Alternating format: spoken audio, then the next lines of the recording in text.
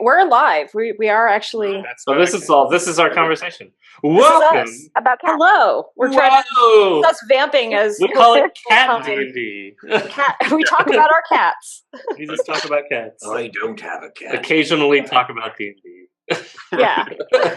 And the cat's in the background. As you can see, a long, vivacious tail. With the cat's nice, in the background in the silver spoon. with a reverse tuxedo. Yep. Little kitty cat. Karen, say hi. Hi, Hera. Hello, Hera. Hello, Hera. No, it's like Hera has leggings. She's a maniac.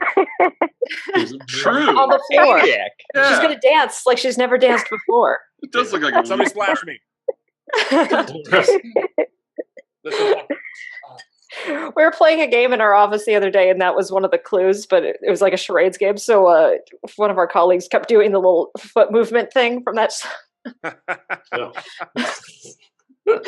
Hey, you missed an interesting staff meeting the other day, right? Yeah. It sound like interesting. We'll play charades at our staff meetings. Except I'm going to go ahead and I'll just start us up because I want to get you guys playing. Let's do it. So, welcome to Clinical Role. This is the stream where a bunch of psychologists and therapy-minded type people play Dungeons & Dragons for fun and stuff. I don't know, just fun and an excuse to hang out and play. Fun and non-profit. Fun and non-profit. Yes. So we are back from PAX East. You guys will get a little bit of a recap. We did play a game live at PAX East. I have video of it. I need to edit it, but in order to edit that video, I need to buy a better video editing software, and so I'm budgeting for that. Once I can afford the video editing software, then I will get that edited up for you guys. We're Geeks Like Us. We are also doing a Patreon push for the rest of today. Actually, if you pledge to support Geeks Like Us on our Patreon at least the $1 level, I'm going to send all of our patrons the maps from the first 2 levels of the dungeon that they did, and probably the level that they're on today as well, just for fun. It's just something fun, and then some other, I might send some other stuff too, just as a big thank you. We're trying to get a few different subscriptions and things going so that the stream can be a little bit smoother and run a little bit easier for us. So for those who are already supporting us on Patreon, thank you so much. It's awesome. And just go around real quick and see if anybody has announcements or other things they want to plug that are going on. Appearances, anything like that? Yeah.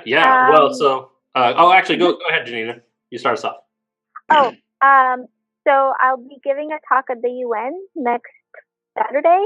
I'll be doing a reading of therapy class. Wait, what? No. You're going to the UN?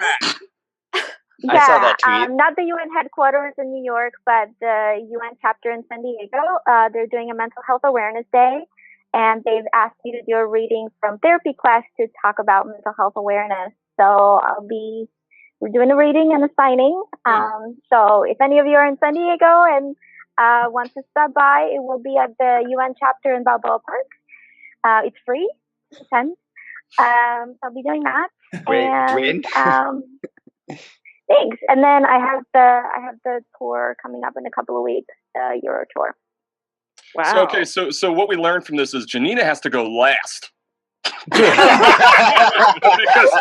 when I'm like, yeah, that's great, Janina. I will be speaking at the Miller Library. It's going to be closed. So no. Standing on the stairway. I'm going to break in.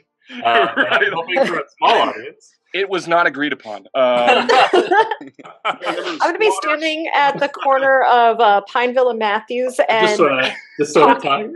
I'll be reading the newspaper and sort of mumbling incoherently to myself. Passers-by. Janina, that is absolutely spectacular. That's fantastic. Yeah, that's great. that's amazing. Thank Janina. you. That's so cool. Wow. So I want to go to that. Can you repeat when it is? Yes, it will be next Saturday, May 5th at 11 o'clock at the UN chapter in San Diego in Balboa Park. Okay, I'll be there. Yeah. That's Cool. awesome. I wish I could be too. Tell us all about it, Joe. Oh, Yeah. Janina. Take a legal video of it so we can all see and like geek out. I'll tweet or something. thank you. Well, I guess we'll go next. So Adam and I announced at PAX East that we're involved in a project called Critical Core. Critical Core is going to be a self-contained kit to be able to get role-playing games into the hands of therapists and parents and teachers around the world, and it's going to be a introduction into Dungeons and Dragons with stripped-down rules that are a little easier to handle but are translatable into Dungeons and Dragons 5th edition, as well as contain a module that helps build social skills and really target challenges related to autism spectrum and social skill development that goes along with that. So you can sign up for, we're going to do the Kickstarter in 5 weeks or so, and you can sign up for the mailing list so you can get right at the very start of the Kickstarter on its announcement. You can sign up at criticalcore.org. Or at gametogrow.org/criticalcore. Yeah. That is so cool. Congratulations, guys. Can you please send me a link? Because I definitely want to support and share it, everything. We'll pull up a link. We'll drop it in. Yeah. Tweet it out. We'll tweet it out. Tweet it out. It is our pinned tweet right now on Game to Grow. Ah. I think. I'm on it. That's awesome. I'll go next because mine is short. So I'm hoping to present at the National Communications Association about my study on Critical Role changing people's lives. So hopefully that gets accepted, but otherwise continuing to write and research on that. And if anyone wants to let me know what they think the next research question should be about Dungeons and Dragons, I'm about to do that as well. So what is the most evil dragon? This is a debate. Not just a debate. This is a heavy topic of research. Yes. Yeah. Yeah. In-depth research. Philosophical research into the nature of evil. Yeah. Green dragon. That's my thought too. But many people will make an argument for black. You know what? Color doesn't matter. It's the Draco Lich all the way. Yeah, that's fair. Yeah, that's. I think it's Dragon Fae. I think that they're hiding. They're hiding under those bright colors. Okay. Well, I mean, there is just Tiamat too. I mean, that's fair. Is Tiamat really a dragon? He's like 5 dragons. Right. And Tiamat, she doesn't. Well, that is spectacular, Joe. that's really cool. If I come up with any awesome research ideas, I'll pass them your way. Well, you're already doing awesome work, so I'm sure you will. Chat, throw up research ideas.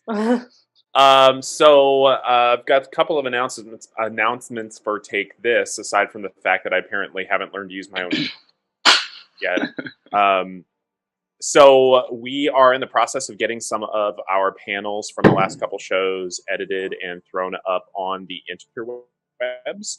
And additionally, in 3 weeks, we are going to be down at MomoCon in Atlanta. So come say hi. It sounds like we're doing a couple panels down there as well. And we got a couple of other announcements that are going to be coming up in the near future, I think, that I can't talk about yet, but exciting times. Quick. Awesome. Cool. Sweet. Those are all great. Ryan, you got anything? No, everything's local. The library. The library thing. Closed library. It's going to start out with an audience of 1, and that's Ralph, the security guard. But as soon as he calls back up, Ryan's going to have so much of an audience. Oh yeah, Such an audience. right. You could be there too. I don't have anything coming up soon. I did an episode of Dragon Talk that's going to be out on June 1st. And then I'm going to be at Gen Con, but that's not till August. But I'm going to be there. I'm going to be definitely on 1 panel, possibly 2. So really looking forward to that. The episode of Dragon Talk was great. I watched it live. Oh, thank you. It was super, super awesome. It was a lot of fun. I hope I get to talk with them again. They're really cool. Yeah. Yeah, I'm trying to figure out a way to go out to Seattle and see all my lovely Seattle players, and then also maybe sneak a trip into Wizards of the Coast. Yeah. I gotta get in there before the security guards drag me out. But you know that's going to happen if you show up in Seattle. Yeah, they'll let you into Wizards. Yeah, 100%. They totally will. Yeah, I hope so. Me, on the other hand, there may have been the words banned from the building. I don't. You're not allowed to steal the dragon from the lobby, Raphael. It's not one of the free That tickets. was just a distraction. They have very conservative pants rules. Plan. It's a very careful plan. It was a caper. I was going after the Magic the Gathering vault. All right, a couple of quick game notes. So we're going to get our When You Last Left Our Heroes here in a moment. I'm going to start having the players, though, give the recaps from our previous games. Also, we decided that we enjoy actually rolling dice. So we're not, those who have watched our stream before, you notice that there's no chat window right now from Roll20. That's because we're all going to be rolling real dice. I'm using my gorgeous Wormwood gaming tower that I got. We're not sponsored by Wormwood. We're not sponsored by anybody, but we'd like to be. We'd like to be. It'd be awesome. So we all will be rolling real dice on the honor system here. So I think that will also help because the chat window was really small and people couldn't really see it anyway. So that's something. Also, we're going to be using dynamic lighting for the first time this week. So you guys can all strap in for that. It'll be fun. And I think that's it. Oh, all the music you're going to hear today comes from Tabletop Audio. They're awesome. They have great long music loops that you can use for your games. They also have a really cool thing called it's the soundboard, or I forgot what it's called, but it's a cool thing where you can add sound effects to your game. I can't really use it on the stream, but it's a lot of fun for live games where you have like sounds of arrows firing, swords clattering. So it adds a really cool dynamic to your game if you can use that. I think Adam can do some sound effects too. Boing. Adam is our folly guy. Right. Thanks I for that. tried. Yeah. All right. And Into that a little bit. without further ado, let's go ahead and get our recap. And I do believe Dr. B said he would do the recap, right? Yes? Or do Yes, I did. All right. So go ahead. When last we left our heroes. When last we left our heroes, they delved further into the dungeon. As Nick picked a lock to open the way into the dungeon, Immeral, in a fit of protest, decided to steal all of Nick's things, including his sword, directly off his belt, much to Nick's chagrin. Immeral decided to do this to stop Nick from being dumb. As Nick continued to protest and be dumb, we went further into the dungeon and discovered a large inactive stone juggernaut that we surmised was the key to opening a gigantic set of locked doors. So, Nick, in a fit of being dumb, decided to activate the stone juggernaut, causing Baeridin, I think, to run around the dungeon, doing a terror lapse. It was Gragnold? Okay. Gragnold to run around the dungeon doing terror laps like the gym class from hell. Eventually, we tricked the stone juggernaut into crashing into said door. I believe it was because Baeridin shapeshifted into a spider, making a giant leap to the ceiling at the last moment. It was quite impressive. Once into the dungeon's locked doors, we delved further, discovering a cranium rat, the type used by mind flayers. That's where we left. So, for those who were not That was great. Wonderful recap. Yeah. In the previous game. I feel like it was a bit biased. You know what? You take notes. I don't know. It sounded pretty accurate to me. All right. For Janina and Joe, your characters, I just had them hang back basically while everybody else did stuff. So you haven't taken any damage, used resources, any of that kind of stuff. So you guys are fully up. So you guys should be able to see the map now and start getting an experience of the dynamic lighting. I can't see anything. It's all black. You're in the top right. There we are. Right middle-ish. Yep. Oh, okay. Yeah, there it is. I Right, can I only see. see the squares View that I'm squares. based on. Yep. So the way dynamic lighting works you all have a 180-degree view that you can see. So you're going to have to turn your icon. Basically, you can see in front of you. You're not going to be able to see behind you because you don't have eyes in the back of your head. Not yet. So what would the marching... So you guys have come down into this caravan. Into this... into the dungeon here. And so Gragnold, you'd actually probably be out in front. Sorry, I gotta... Whoa. I just moved you. That yellow circle around you, Gragnold, for only when you're raging, that's actually your aura. So we can tell who's in your aura or not. Oh, yeah, the yellow aura. Yep. And I don't know if stream can see the map or not. Our stream person had to step out, so that will get corrected in a moment. All right, so you all enter into this dungeon now. It is extraordinarily dark, and there was that little bit of light from the cranium rat. You managed to behead that, and it seems fairly still and quiet right now. So, Gragnold, I think you defeated the head rat. Oh, he killed it. I think that was it. I think we're done. Our work here is done. I suppose we should go report back now. That thing was gross. Wish it were that easy. We really dodged the bullet. What's a bullet? We really dodged the arrow.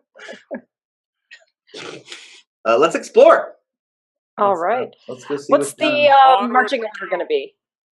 Let's put the meat shield out in front. I didn't bring my meat shield. You are the meat shield. Oh, I see. You are being mean Get again. stepping, Gragnold. All right. So, If you'd like, I could light up your weapons. But then we would not be sneaky. It'd be very bright.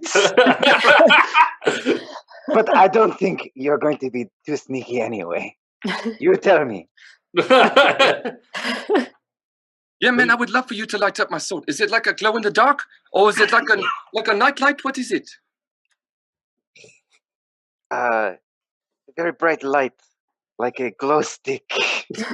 That sounds great, man. Brighter. I'm just walking down this hallway, you guys. I'll see you. Okay, I'm gonna go this way. All this dynamic lighting. Yeah. All right. we can move So I can't see behind me, though. as you come down the hall, that hallway off to your left, you do start to hear some sort of shuffling and kind of quiet moaning. I think we're interrupting something. Because Quiet moaning, I think it's time. You look in, and Gragnold, you would recognize this almost instantly, this sight. I And recognize this it almost. takes a lot for you not to just fly into a rage. Looking in, you see, without a doubt, two drow and what looks like a drider. I hate give me a- driders. Go ahead and just roll a quick perception check for me. Oh, that is a critical fail. Off to a good All start. you Off to a think- good start. All Good start. That's honesty. You are just completely, as soon as you see them, you are filled with rage. What would he do seeing the creatures that he believes have killed off his tribe? I think he would take his two scimitars and then clang them together as loud as he could Mm-hmm. and go into a rage. Would he like Oh. howl while he was? Ah! Yeah. So much for being quiet. guys. Yeah. Might as well just cast light, you know? Hindsight 2020. that seems about right. Yep. Now's the time if you want to do it. Greg, I'll let you, since you were the first to come down that hallway first to see them, you're going to get one turn before we go into full combat here. If I'm operating based on the fact that I hate driders so much and this place is already creepy enough, I'm just going to go run over there and start chopping. Go for it. So if is that them directly to my character's like right side, the left side of the screen? Right in here. Okay, cool. Yep. Cool. I'm gonna run over here. Oh, there you are. And I will. Can I get a rage? Yes, you. I would assume like you were completely in a rage when. 26. Holy crap! Yeah, that hits. Yeah. Cool. So then that's 11 on my scimitar. Can I get the other scimitar attack too? Sorry, yeah. That's not 11. That was 13. 13. Okay. I have to look up something really quickly. Where is this? If I can get the other offhand scimitar too, then I would be. Let's see. Constitution saving throw 5 plus the damage taken. Okay. No. All right. Easy enough. You actually come right in up to this first zombie. And at this point, you would notice the flesh kind of rotting off. I hate these even more. As you behead it. And we are now into combat. So I need everybody to go ahead and roll initiative. Are we doing initiative on our own, or are we doing initiative on Roll20 this time? You could do it on your own. So, or you can, if you don't mind rolling into Roll20, that makes it a little easier for tracking purposes. I figure that's probably Okay. better. Oh. I got a 24 too. Nuts. Oh, it's okay. We can change it to the turn. Okay. Well, keep that then. Woo! Yeah, just roll it into it and roll 20, and I can change it on here. Tell you what, let me pull up my little die. All right. Whatever this rolls, I'll take that. Whatever that was. Oh, Is it bad? Oh, it's bad. If you click on your icon. Use the other one. Click on your icon and then hit initiative. I wanted to clarify. So I can't remember. Was Shadow?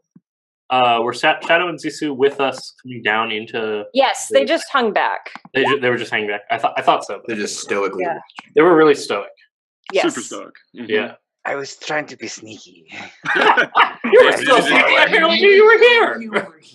Sitting in the back, eating the whatever your equivalent of popcorn is, watching everybody just die. Yeah. I don't know how you dodged that. He's a servant of the Raven Queen. He's just fulfilling the way it is. That giant lock wheel thing was like really hard to get away from. Yeah, that's really. They actually just waited for us to solve. Yeah, they stood in the. If you guys remember on the map, the hallway that led where the Juggernaut was going around and around, they all just kind of stood in the hallway and watched you guys. I just ran around screaming, looking at dead bodies. Yeah. Not everybody. Xissou and Shadow doesn't know how to. They know how to do it. Shadow's living up to her namesake. Right. So it says I rolled a 20? Yep, I got you on there. Okay, great. Yeah. All right, so let's change up the music really quickly. Oh, I'm not on the. You also I need a what? All right. So Gragnold came in, rushing into this room, clang, clang, clang. attacking one of the. I forgot to roll for the bad guys. Good sound effect. Don't worry about it. They don't need a turn. It's fine. Yeah. I don't know if I could turn with that roll. Are we having your own sound effect roll? You have to do your. Yes. I'm just Add your own sound effects. experimenting. I don't know if they're going to get a roll at this point. All right. So, Nick, you are the first. Seeing Gragnold run off and behead this one drow, you see him run in there. You are the first to react. What would you do? Oh, me? My God. All right. Really, that's commiserate with my character. That's far enough. So I was like, oh, my man Gragnold just went in there with 2. That was amazing. I'm going to give him some backup. And so I'm going to use my short bow. All right. What is it, a D6 die? Where is that? D20 to attack, and then. Yep. D20 to attack, that's right. 19. Nice. Are you aiming at the... You have to be aiming at the Drider then. 19 would hit. So I can't... so in the Roll20, all I see is Gragnold. So you probably need to move a little closer. He's a little bit in your way, essentially. There you go. Where's everybody? Oh, there they are. All right. Yeah. Whichever one works, Megan. Whichever one I'm able to Yeah, do. I would say you probably would have seen the Drider as the bigger one. All right. So go. All All right, and then roll up So the I damage. rolled a 5, and then is it Add plus your 4? dex. Your dex. Oh, my all right, let's pull that out. Where did I? I realized Shadow rolled a natural 20. Dexterity is let's see, 4. Okay. So 5 plus 4. Okay, so 13. 13. Wait, what? 5 plus 4? So with the bow, isn't it? For damage, it's just your plus 1 your die dex. plus piercing, right? No, piercing is just the type of damage it does. So you did 5. So you're doing 9 points of damage. Oh, so help me What you understand. roll plus your dexterity modifier. Got it. All right, which I guess is 4. Yeah, so you rolled 9. Okay, so a total of 9. All right. So Nick comes into this room. Hey, I've got you! Fires his arrow right into this beast. So you can see this large, it's got a spider-like body, and it's got a torso and upper body of a dark elf. But you also see, like, as it looks at you, like, half of its face is rotted off. Like, one of its eyes is kind of drooping down onto its cheek. It does Jesus, not man! look Did you just good. see that eye fell off his face? That was crazy. Immeral, did you see that shit? All right. Take his head off. Shadow, you are next in the turn That's order. gross, man. So you can click on your icon and you can move yourself around. I assumed you would have been moved up to about here with Orbith. Okay. So can I see them yet? You can see down Okay. where they went. Okay. So I think my character's gonna fly up really quietly, and then she will. These are the undead, right? Yeah, there are 2 undead. So you can't see the undead from where you are. They're around the corner from where you are. You can get. You can move in, I guess. You can move. Here, I can move you up to there. Thank you. Yeah, that's your full movement there. So. Okay. So in that case, she will probably try to attack with the mace. They're at ranged attack right now. Oh, I see. Okay. So if you want to do something like I think you have Toll the Dead. Yes, I do. Okay. So if you use that That against is- the Drider, that one would be very effective. Okay. Then I would like to do that. All right, I believe that is a save for them. What's the save for that? It's a Wisdom save, I think, for Toll the Dead. What is Toll the Dead? It's a very cool cleric cantrip. So the saving throw is wisdom. Okay. I think a 6 is a failure. And so for this one, which one would I roll? It's a D10. I just can't remember if it's 1 or 2 D10s at your level. It's 2. It's just 2d12. 2D12. Thank you. 2D12 necrotic.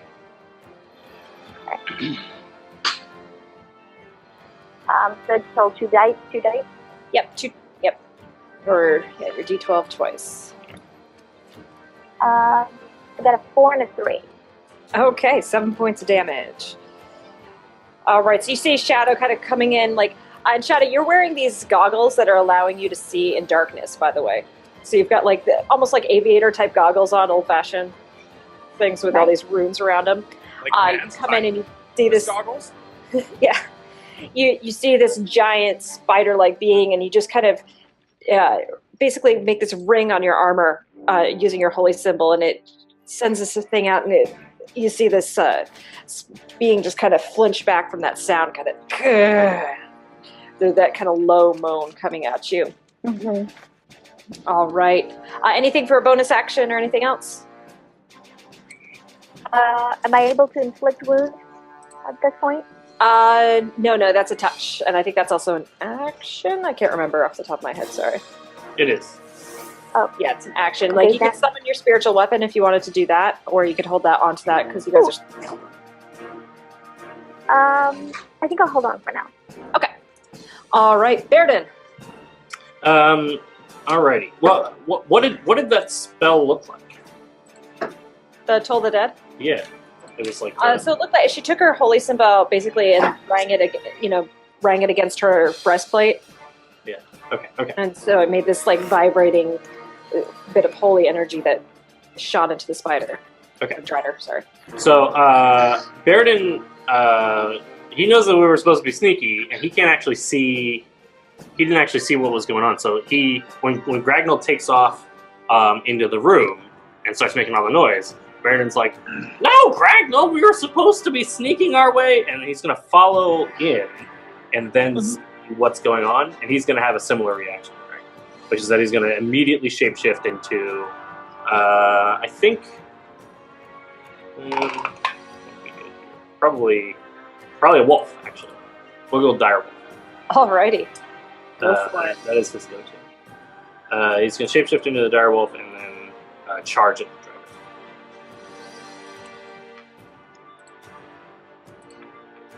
Alright, we'll just keep your icon up because I have to do setting stuff to Okay. change the dynamic lighting and things. But here, I'm going to put a little icon on you so we know you're in beastie form. And let me roll a second. Not a good thing. We got a 5, which is a 10. 10 unfortunately is going to miss. So he'll just dive forward and try to pounce Alright. and bite at the Drider, who I imagine more dexterous than originally thought. Well, it just like it took you off guard. You weren't expecting this down here necessarily, and so you kind of come in this wolf form, just go to bite at it, and it doesn't quite connect. Gragnold, this is your turn. I'm gonna run over and I'm gonna kill this big monster. Needs to die. That All big right. spidery looking thing. Yeah, I'm gonna kill the spidery looking thing. 18. No. 18. Yes, 18. 18 hits. Yep. Oh, I bounced out. That is 13 damage. 13. Nice. And then my offhand, if he's still alive, He's still alive. He's pretty hardy looking. that is 16. 16. All right. So 16 to hit, and then 10 damage. Oh, 16 to hit, 10 damage. Okay. Whoops, did you? Yeah. Oh, wait, 16 does not hit. Sorry. No! I hate that. So you go to slice. You get right into the torso, and then you think like I'm gonna get one of its legs out, and you go to sweep, but it just kind of scoots its leg kind of creepily back, kind of raising the hairs on the back of your neck. Legs. So it goes. There's so many of them. All right, our bard, Ma. Well, MA has this style she needs to hold up. And one of those things is to... Where is it? We're casting Dissonant Whispers. All right, we're casting Dissonant Whispers on the Drider. All right. What save is that? Because... What's that? What's the save for Dissonant Whispers? I think it's Wisdom.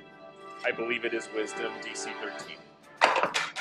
I rolled a 13, so it saves, but it still takes half damage, so it doesn't have to run. But I guess it will dance again. So 6, 2, 1. That's terrible. 9. 9. So 4 points of damage. 9. So, uns German Spider. All right, Emma kind of comes up, and how would she whisper at this thing to try to... It's a lute sound that sounds a little like...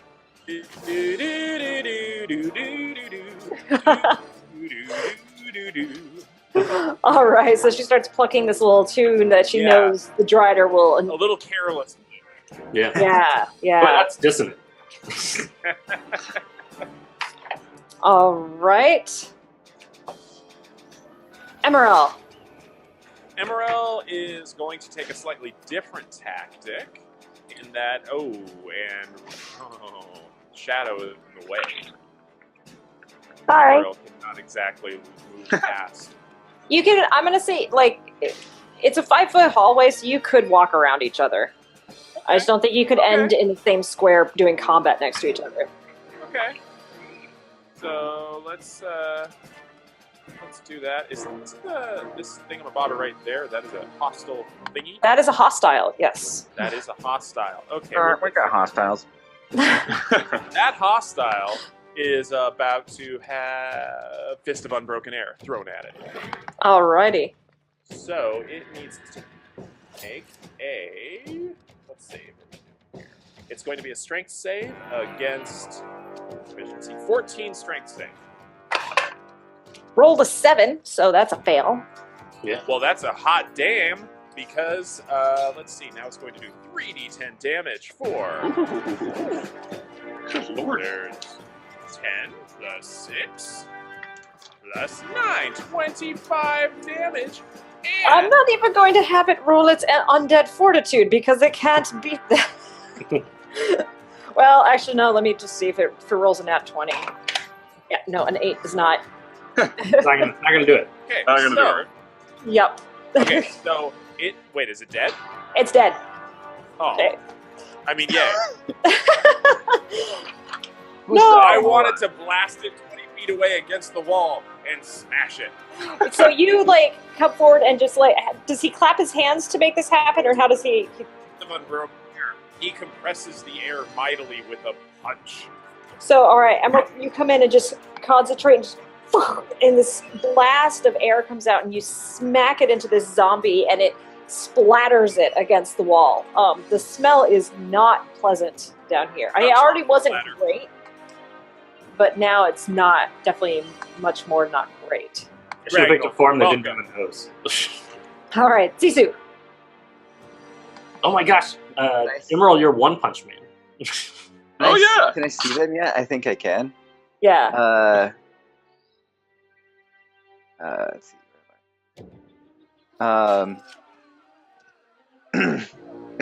That's a thing right there? Yeah. This is a zombie spidery thing. Drider-esque. Yeah. Xissou's going to see everyone kind of running around the room and immediately hop into action, running around the corner, and is going to pull out the glowing aquamarine kind of jaguar skull and say to this creature, "Death will come for us all, and now you must go back." And call down a stream of sacred flame onto the creature, so it needs to make a dexterity saving throw. Nice. I gotta say, I like Xissou's style. Yeah, man. Yeah, like 12, I'm assuming, fails. It fails. Oh, Yeah. nuts. For a whole 3 radiant damage. Hey, whatever. How much radiant damage? 2d8, a 1 and a 2. Woo! yeah. That's right. All But it right. is radiant. Radiant. So radiant. The most radiant. Super radiant. All right, so you come in and this energy coalesces around, fires into it, and hits it. Doesn't seem to do as much damage as you were hoping. You're kind of caught off guard a little bit. Because it was And- radiant? Before anything else happens, hold on. Did it make a difference that it was radiant, like, or in Well, a? wouldn't radiant do double damage? mean, it For depends. whoops, I'm On over the here. I'm just confused if it did less damage because I rolled poorly. No, it doesn't. Change Okay. for. I'm doing some modified zombie stats for these guys. All right. No, double damage. In fact, double the double damage. Quadruple damage. It does. Ultra It radiant. does super Quad damage. super amazing damage. Ultra combo. Monster kill. Ultimate combo. Alrighty. Let's It is do it. Orbis' turn. So he's gonna come down the hallway here, and he's gonna go ahead and do a long bow attack over everybody's head. Oops. Don't use the same dice you're using for the bad guys. That's not nice. But he with a 12, he's gonna miss. So Could have he's used gonna stand there.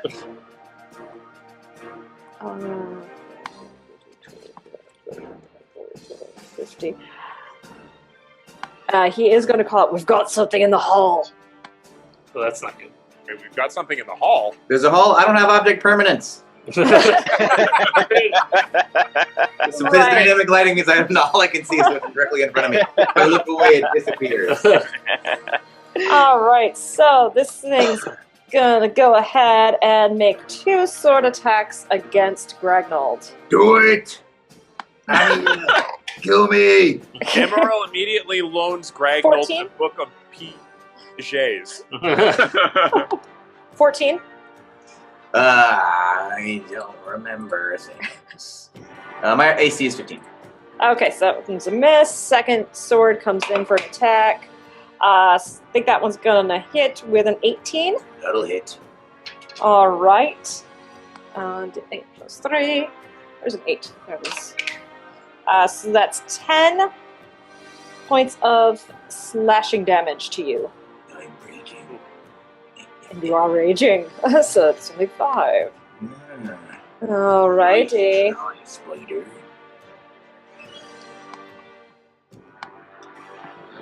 Alright, and hold on a moment. I just gotta do something here. Oops, and yeah, okay, that brings us back to the top. Nick, you are up. All right. So with the sneak attack, because Gragnold or Baeridin is within 5 feet, does that mean I get an extra 6 die? All right. Yep, you get an extra 2d6, I think, at this point. Oh, nice. All right. My totem gives you advantage if you're attacking a guy that I'm also attacking.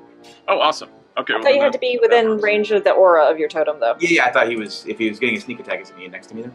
No, it's for sneak attack. He just needs an ally in melee with the enemy. Oh, I More see. advantage. Yeah, I got you. I can't see him because of the. He's behind you. I see. All right.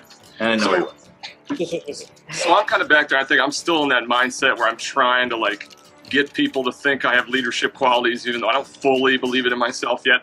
And then Immeral just looked super awesome doing his thing. So I've been sort of hitting the back. So I'm kind of pulling my build like, all right, come on, Nick. Like a lot of self-talk. It's like, oh my God, Immeral looks so freaking cool. Why can't I look so cool as The Immeral? sword that I stole from you last time off your belt. Did you use that? The sword that I stole from you off your belt last time while you were face to face with me. Did you give it back? Does he still have Actually, it? that's yeah. Of course, I gave it back. I'm not evil. Oh, okay. Oh no, I've got this. I've got my. I was just trying to make a point. Oh, gotcha. Okay, so I'm kind of like, oh, I really gotta impress him, and I'm doing all this self-talk, and I pull back, I'm gonna aim for it, and then let's see if I get it. Seriously, do you want to talk about this 16 complex you got going on? Was that? You want to talk about this inferiority complex you got going on? Do you want to talk about your superiority one, Immeral? All right. So I rolled a 16. 16 does not hit, unfortunately. Wow. Shucks. All right, Just misses. So then, do I? So I don't hit him at all.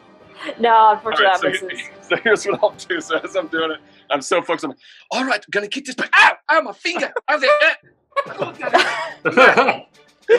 And then, am I able to? So there's as a bonus action, the hide action. Can I use that to try to play it cool, so that no one's what I did? Yeah, I'll let you use it. Do a Nonchalant, deception. sir. Do a performance. What's up, guys? Give a performance or deception, whichever one you want. All right, let's see. We'll do. What am I better at? Neither. Okay. I love where you're taking this. Actually, Yeah. Fantastic. well, you rolled a crit, so Wow. all right. Alright, So so- even hey, though Cool. Go ahead. even though Nick's shot missed, you guys how cool and confident he's acting. Those of you who are kind of paying attention to such things in the room kind of feel like he did pretty good. Yeah. Yeah, cool. It's whatever, guys. It's the way it is, Like the miss had nothing to do with his skill. It was just It was pure just bad this luck. thing, as he was shooting, it just happened that this zombie drider kind of drifted off to one You side. would have had it. You were right. Right. Nick, It's the way it is, Hey. it's a little dark in here for those glasses. I don't want to tell you how to do your job. It's kind of my thing. It's my new thing, Hey, it's cool.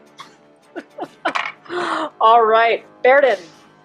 Angry Wolf Baeridin. Yeah, so Baeridin's like, even as a wolf, like normally he's reasonably cheery and he's pretty like seems to be almost having fun in a lot of these combats. Right now, he just looks angry. He's just growling and super focused. And he's gonna just bite down on this driver, and he does have advantage on his attack. Right? You need to roll a d8. He's got pack tactics. So. For what? Do you need to roll d8 for picking a leg?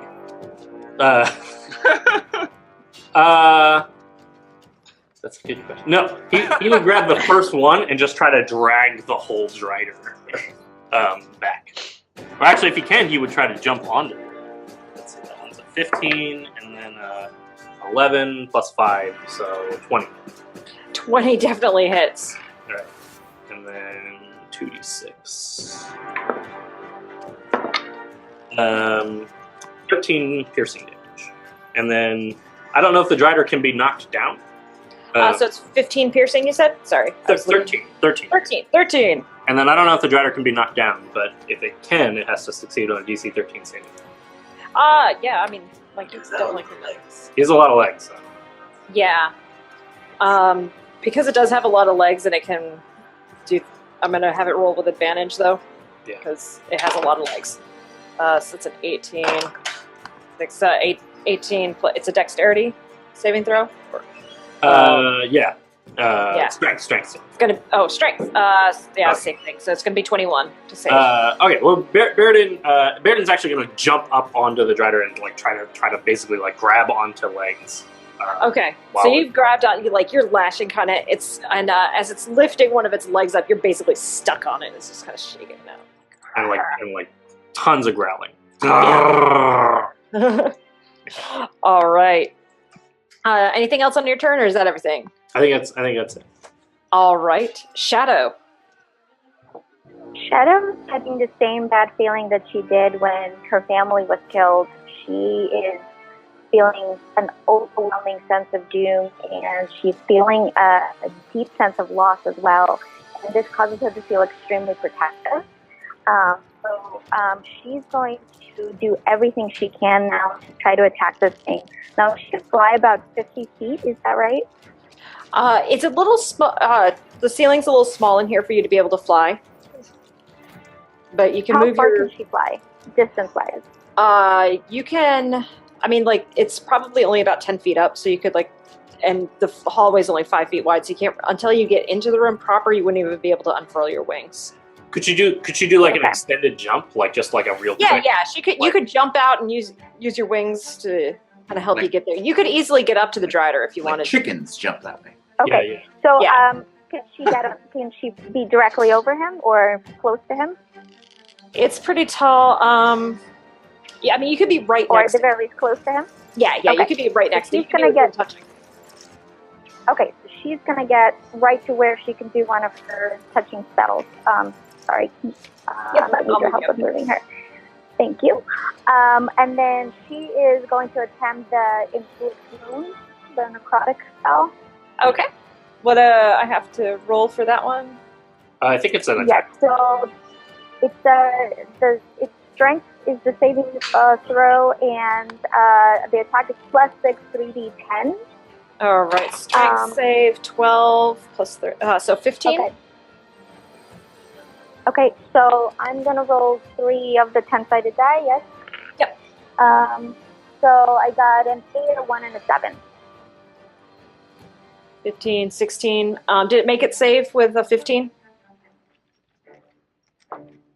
What's your spell? I'm not sure what you mean. So you said it had to make a strength save? On your spell sheet at the top, there's a thing that says spell save DC. And it gives you... on the very top? That's top of the spell sheet. Sorry, I might need help. It's okay. I gotcha. Thank you. Oh, I see. In the top middle there? 14. Yeah. Okay, so it had just made it, so it's going to take half damage. So it takes 8 of the necrotic damage. I can add. I swear. Okay. All right, so Shadow comes streaking in, reaches out and grabs onto one of the kind of hairy legs. As you have it underneath your finger, Shadow, it's also kind of just gross because like the flesh is kind of falling off. And then as you put the spell into it, it seems to resist a lot of the damage, but still you can feel it in. And like as you pull your hand away from after casting the spell, some of the skin comes with you. Ugh. Ew. It's smelly. All right. Gragnold. I'm gonna attack it with my swords. What? Go for it. Believe it or not, I have two I things think called Gragnold's going to attack this round. rapiers. That's I'm 20, shocked. 23 on one attack and 18 on the other attack. Both hit. Jesus. Wow. That is 13 on the first and 14 on the second. Nice.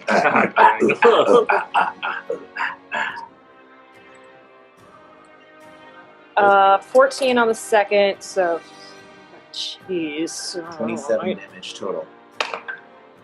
Trying to cut his head off. That tell me my thing. how he would do this.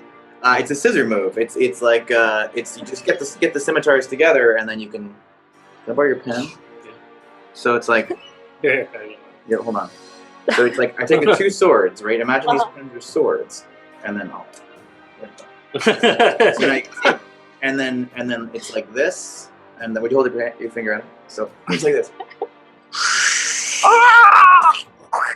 And then You went Anakin on Dooku? the head. See, it flies up in the air. Thanks, Adam. It flies up in the air, and then I watch it fall to the ground. Yeah, so you just scissor this head right off. It kind of as this humongous body just crumples to the ground and is no more. All right, Seriously, way to go dark side, Anakin. Yeah. Jeez. Immeral. Kill all the little kids. Well, what's left? Dude, what is left here? We're still being attacked from behind. It's just Baeridin and Gragnold didn't notice. I have no object permanence, like I said. But Orbith called out that there was something in the hall. Oh, Something yeah. in the hall. Okay. Well, Immeral goes. Who said this? This dynamic lighting actually makes it a little challenging. The guy. Yeah, it's adds a layer of reality, which is kind of fun. Out of curiosity, is there a way to make it do like shadow of war, like make it show the maps I've already seen? But It can. I kind of am liking this mechanic where you guys can only see where your character can see. yeah, I was thinking like it wouldn't update any of that stuff, so it's kind of hard to see from just a very very very small. Yeah, So- yeah, and I'll play around with it. I might change it. Yeah, change for it up future. Yeah. I like that it's reacting to. Yeah, that's cool. As is, does it take into account like night vision? I have That's to cool. set it all up on each icon, but that's why you guys all have your dark vision. You can see if you're looking down the hallway, you can see clearly for 15 feet, and then the following 15 feet are dim light. That's why the light Gotcha. changes as you're Okay. looking around. Okay, all right. Well, Immeral takes up his bow, his short bow, and excuse me, longbow, and shoots at the purple lead thingy that's coming down the hallway. All right. All right, so rolling for that. Hot diggity, 24. That definitely hits. God, I hope so. there. Yeah. Let's see here. And plus 5. 4. 11 damage. 11 damage. All right, Emerald, hearing the call of your guide, comes out into the hall, looking and seeing these small little legged creatures coming up towards you. You reach out, shoot, and it fires, hitting one of them. It seems to do actually quite a bit of damage to it. It's not very big, so. But you do also notice on these that they've got, there's a gray hue to them, kind of that undead feeling again. That's disconcerting. All right. It's MA's turn, so you get to go again. Okay, well, MA is... Ooh, that's a good question. What is MA going to do? MA is going to cast Cloud of Daggers at right here at the narrow end of the hall. Okay. Actually, forget that. Right here. Right on top of them? Yeah. Alright. I can... actually, I'll do that. Sorry. What's the... How big is it? I believe it is... I thought it was just one square. Is it... Okay. That anything that enters takes 44 slashing damage. Alright. So... So in this case, 2 plus 4 Why is it that plus color? 3 plus 4. So 13 damage on the lead undead thingy and a cloud of daggers. 13 damage on it? Is it... Okay. Hold on, I'm trying to... I want it to be purple, and I want it to be there. There we go. There's a cloud of daggers. Alright. Does it make a save or anything? Looking that up right now. Let's see, the cube, 5 feet on each side, centered on a point, up to 1 minute. And this looks right now like anything that enters or anything that really enters. Yeah, anything. Okay. Yep, no save. No save. Okay, 13 damage. Alright, so this cloud of daggers comes over this small thing and just shreds it to pieces, and it is no more. Yeah, what's up? Alright. I have no idea what's happening. I can't see. It's new. So if they pass through it, do they take the damage too? Or if they have to end their Anytime they enter it, 44 damage. Okay. So... Oh, wait. 5, 6, 7... Oh, so that takes 44? Alright, go ahead and roll it up. That's 3, plus 4, plus 2, plus 1. So 10 damage. Alright, 10 for... The first that one, guy? and the second one takes 1, plus 2, plus 2. Come on. 4, yeah, so 9 damage. 9. Alright. So these guys move up. Fast. Wait, I gotta measure something, really? I'm measuring. And that. Yeah, I made sure to stay out of range. He had 5 more feet of movement. Sorry, dude. You know what's coming. What? No, I don't. What's happening? No! You're within 10 feet of it. 10 feet? Wait, what? Make an intelligence 5. saving throw, please. Oh, son of a monkey. That's not good. Right. Well, Immeral's not. So intelligence saving, huh? Yep. DC 12. Come on!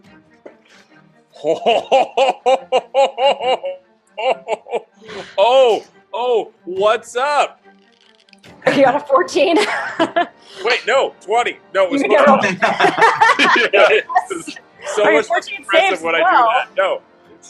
Yeah, All what's right. up? Oh yeah, 3. All right. This thing crawling forward.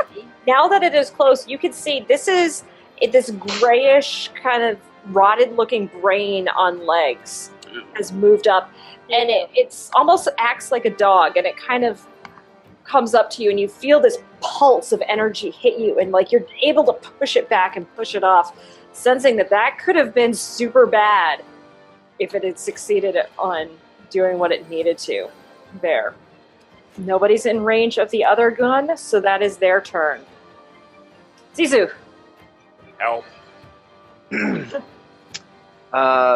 So Xissou's going to run out into the hallway, and I think I can barely see them. They're those little things right there, right? Yep. Yeah, they're pretty small. I mean, like they're about like that size on the ground, but you can see that they're kind of moving and scuttling along the ground there. They look undead. Hey Nick, no moving on, not on your turn. Oh. Do they look undead? They do appear to be undead.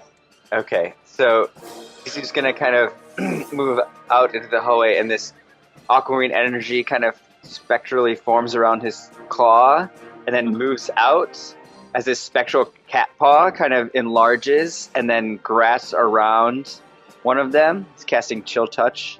Ooh, nice. What's the save on that? It's an attack roll. So it's an attack. Okay. it's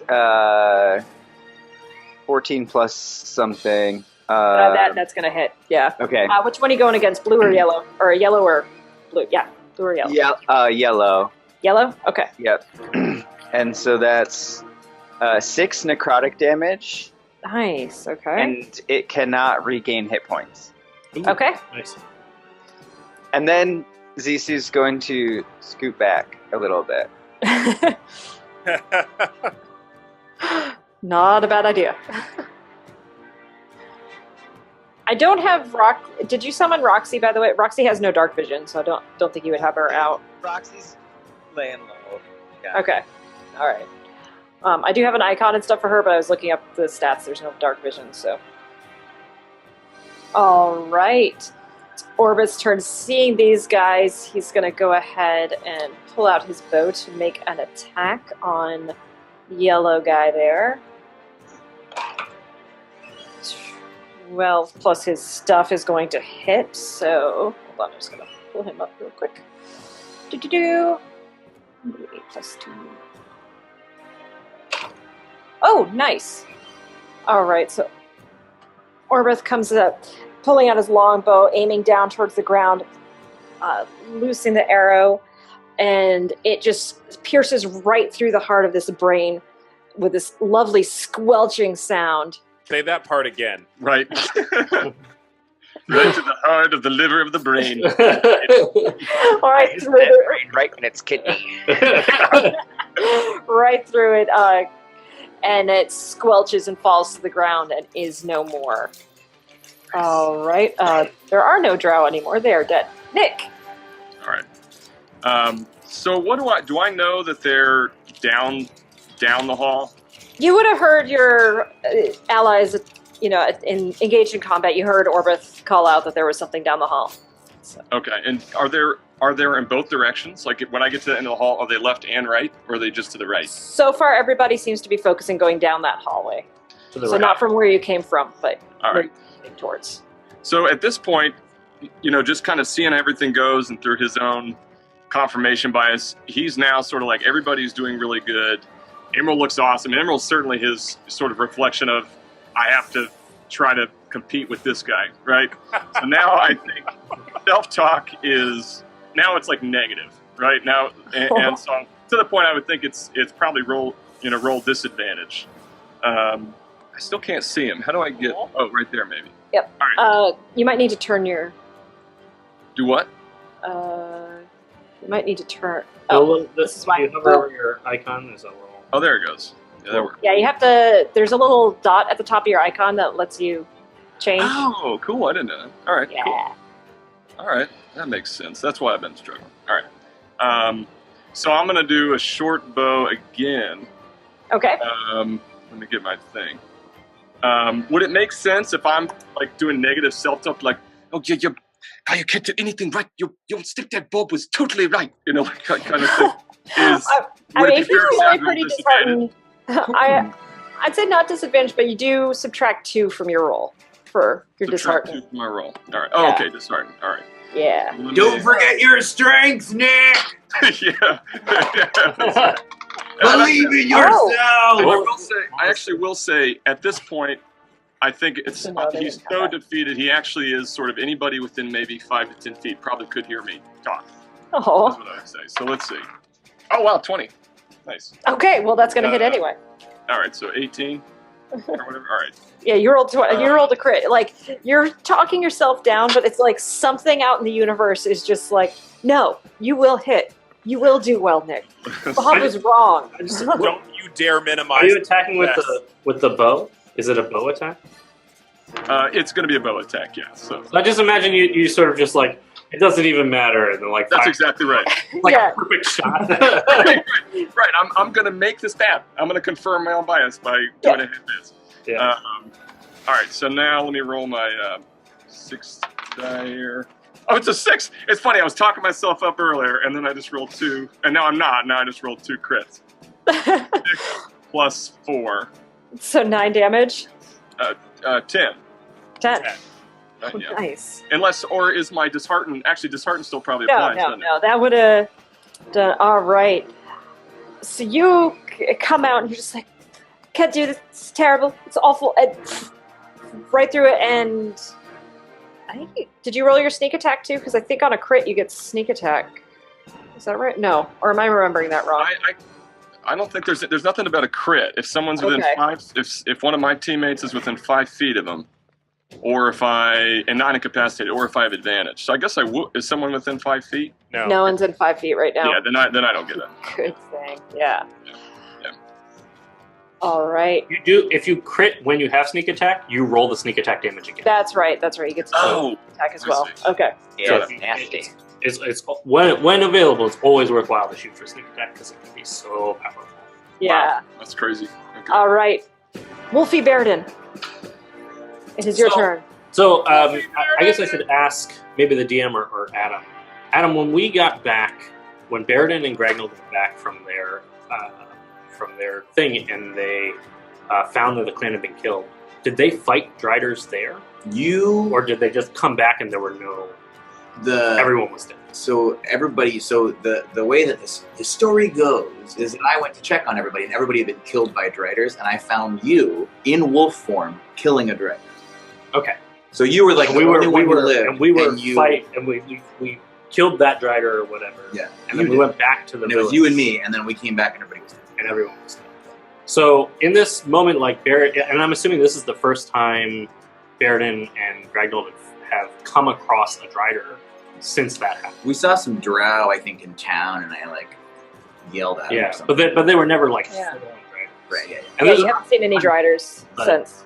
But this is the Zombie this is the Driders. closest we've come to facing the people maybe or the Right. things that killed our. I would say there's probably some triggering that's happening right now for both of Yeah, us. in because I'm terms of, imagining our Baeridin. friends and loved ones being. This thing is now down. It's crumpled to the ground, and it's mostly like rotting flesh and stuff. Mhm. But I can just picture Baeridin can't pull himself away from it. Like he's staring at this Drider and picturing the Drider that almost killed him, that would have if Gragnold hadn't showed up, and the bodies of all of his loved ones, of all the people that he cared about in his entire life, and remembering the days that Gragnold and Baeridin had to take in order to bury and put their entire tribe to rest, and is just staring at this now downed Drider, having a hard time putting all those things together, and suddenly feeling all the things that Baeridin felt throughout that whole period, which now it's been maybe years since that happened, but it's all sort of flooding back to Baeridin in the moment that he's staring at this Drider. And of course, there's nothing more to do to this. Tear his So- legs off. But I don't know Baeridin. I don't think he would. Even in wolf form? Even in wolf form, I don't know. He wouldn't keep attacking. He knows that it's down. He just doesn't. And as it Doesn't fell know to the what- ground too, because it has also been another round, because it was undead magic holding it together, and now that that's gone, this thing is starting to rot fast. Yeah. So you actually see chunks of the flesh and meat falling falling off of it, and it's starting to turn skeletal fairly quickly. It's looking like more for Shadow's benefit, since she's not going to be in an emotional rage right now. That it's probably been a zombie for a very long time. So what I think I want to do is, if it's okay, I want to roll a wisdom saving throw to see if the sounds of combat from the hallway actually pull me out of this. Sure. And since this would be fairly a moderate difficulty, we'll say the DC's 15. Okay.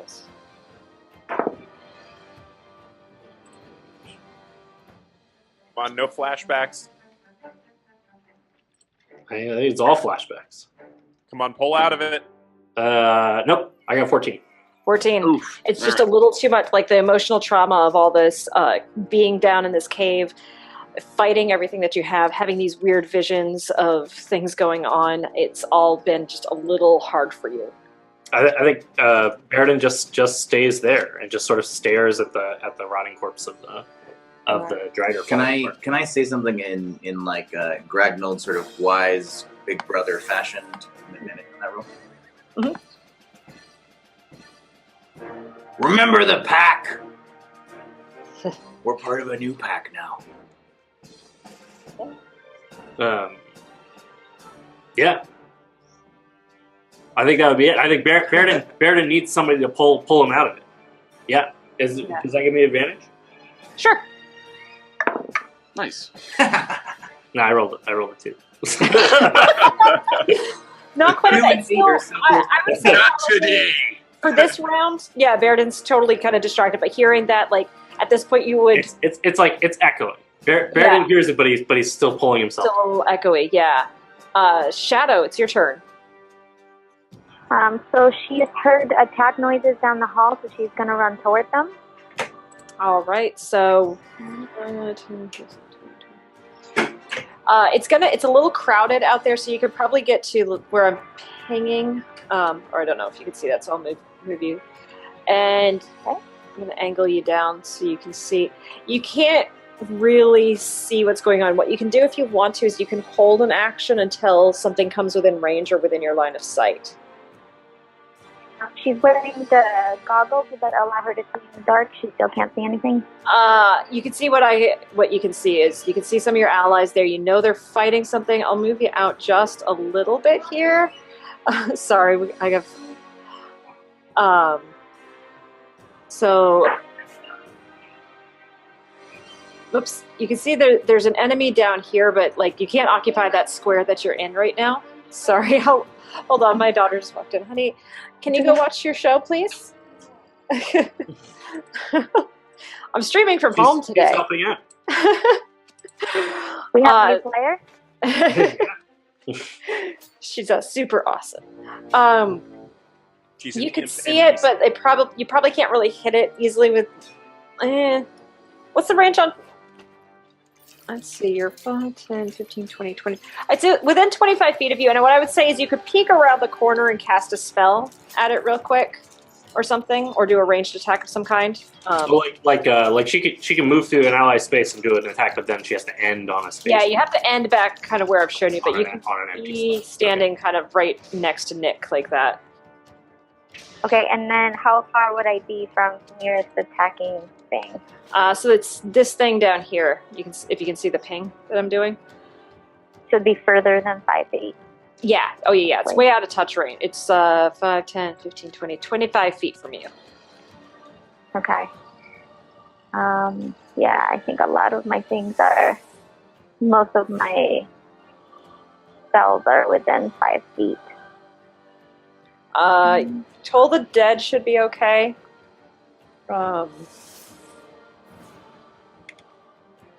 And don't know what your other spells are. I'm sorry.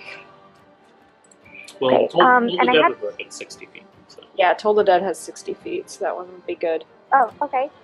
Okay. Then I would like to try that. All right, so it's a wisdom save on this thing's part, I think. Let me check. Yes, wisdom. All right. Rolled a 12. I think your Okay, DC... and it's 2 of them, right? Yeah, I think your DC is 14, so yeah, 2d10. Or 2d12, it's taking damage, 2d12. Okay. So I rolled a 1 and a 10. 11, that is enough. Wait, 11, 16, hold on, it does have this, so. Ooh, all right. You do this tolling with your holy symbol against your armor and make this ringing sound come out and radiate towards it, and it shimmies and shakes, and it seems to take enough damage. It looks like it's about to fall, and then there's some sort of like little pulse of magic around it, and it kind of gets back up. And then you have to anything as a fortitude. That's all anything I'm as able to do right now. Like, bonus action or anything. what kind of bonus actions can I do? I don't think you can do much, honestly. Nobody's taken damage. Yeah, I didn't think so. I took some damage. You took a little bit of damage. A little bit. 5 points. What's Shadow's class again? She's a cleric. Yeah, I don't know. Turn on dead. Yeah, but Healing word. Oh, you can't with that. With Toll, you could do healing word. I don't know if she is. Healing can't be a bonus action though, right? Healing word is. The spell healing word, if you have it. Yeah. I do have it. But it might also be worth I will just Yeah. I'll give you guys this one who's you're not at the boss yet. Yeah, we might need it. We might need it. Yeah. I mean player character's true, but I think they also know that this isn't the big fight. Your characters would be aware of that. Okay. Alright, Gragnold. I have no idea what's happening down the hallway. This is I've discovered something though, and that is if you spin around in circles as fast as you can kind of see in all directions. So if I just do that, I can see everything. Oh my goodness. It's pretty useful. It might make me a little dizzy. Yeah. I'm gonna run down the hallway. I hear combat, but nobody said like there's brain monster things down here. So I hear combat. It might be useful if in the future people say, what's down where and where the hallway even branches. Can I even get over here? You're not going to have enough movement. I'm looking right now. 5, 10, 15, 20, 25. Yeah, you won't have move. You might just not get an attack. Yeah. You can double. I need to move down there to stay raging anyway so I can get attacked. So I'm going to run, if I can, here. Can I stand here? You can see so. Right on top of Immeral. Am I Emerald? Sorry, dude, I can't see anything. This is really hard. It's dark in here. This is getting real weird. I understand that y'all are in a weird headspace, but I believe it was you guys giving each other foot massages last time. Didn't you guys make that end of the world agreement where like if it's the end of the you just sort of the nope? Okay. You're the last two left. Yeah, you if the Can I just make that up? collapses, just the two of us, and we have to cuddle together for warmth. I get to be the big spoon. What you see is this little. It's about the size of like a dog with these 4 legs, and it's a brain. How do I behead that? I think you cut off the legs. That's not the whole thing's a head. That's a belegging. That's different. And so you are just completely flummoxed by where's the head. It's baffled. You're baffled by it. All right, Immeral. I like Gragnold tries to go for an attack, but can't figure out the right. All right, Immeral is forward to right next to it and slides in low with the short sword. All right, make an attack. All righty.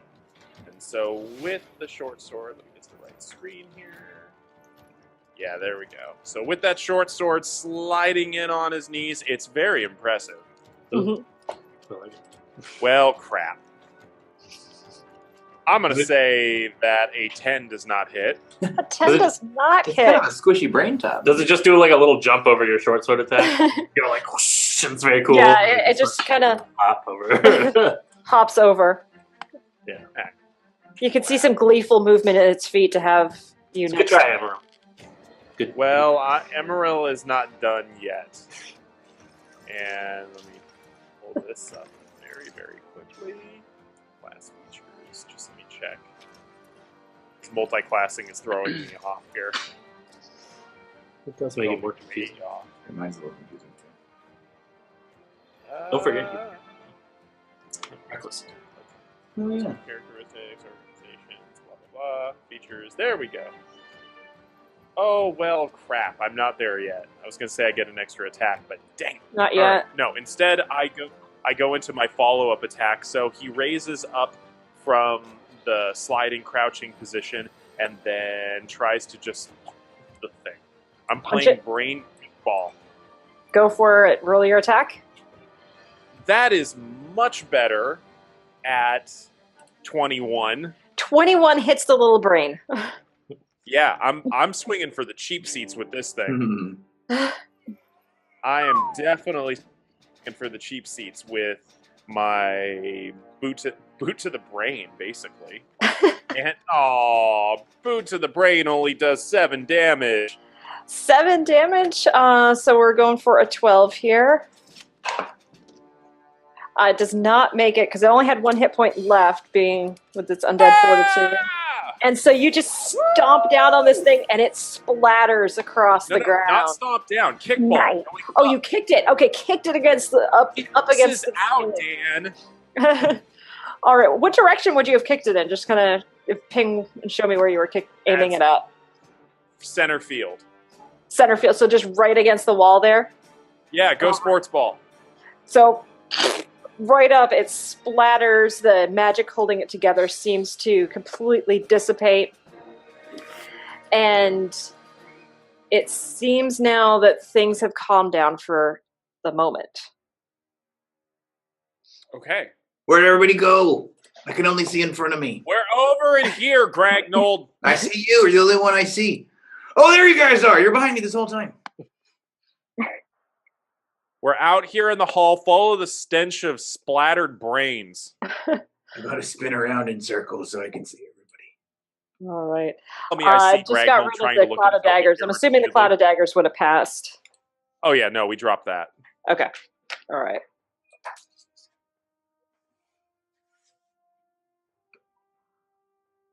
Definitely drop that. All right. So you guys are in this cavern. At this point, Forgotten kind of meanders up. I've forgotten about Forgotten.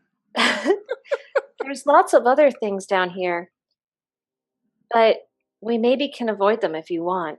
It's everything I can do not to burn you.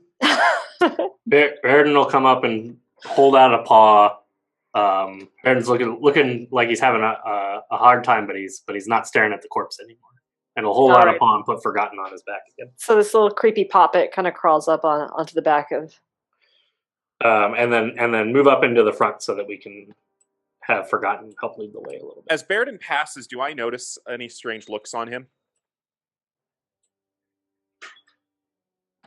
I don't think he would be trying to hide it. He is a dire wolf at the moment, so like. Yeah, but I've been adventuring with Baeridin for a while at this point, and I can tell when the wolf is in the mood, I think. Yeah.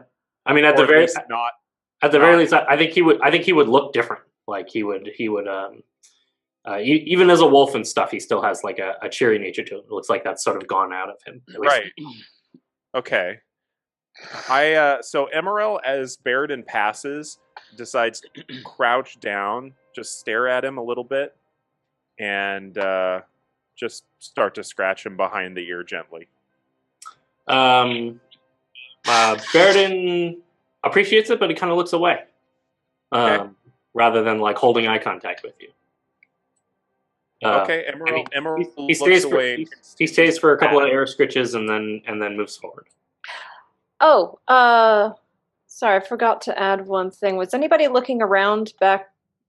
Like, are you guys just kind of quickly going in and going out, or are you guys looking for stuff too? Well, we are now. Yeah, I know. Now that I said that, but Yeah, we're looking now. Yeah. Well, We'd go back over the room and make sure we're not missing anything. all right, going back into that room, or at least I suspect Nick and Yeah. Yeah. All right, you find you should be able to see something in your journals now.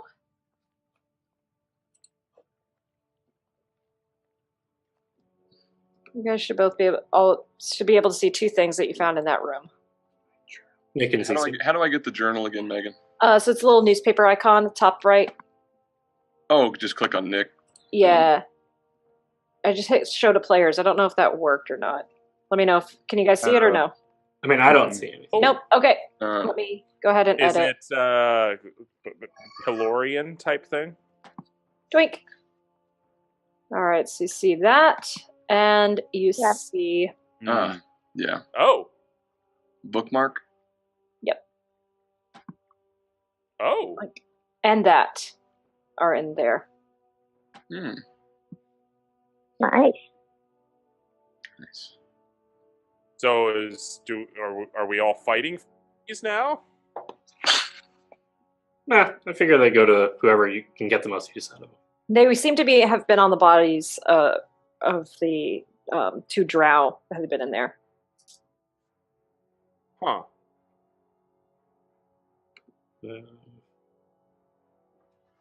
I don't want any of that stuff. Huh. Well, I kind of feel like the bookmark should maybe go to Nick. Yeah, that's a good call.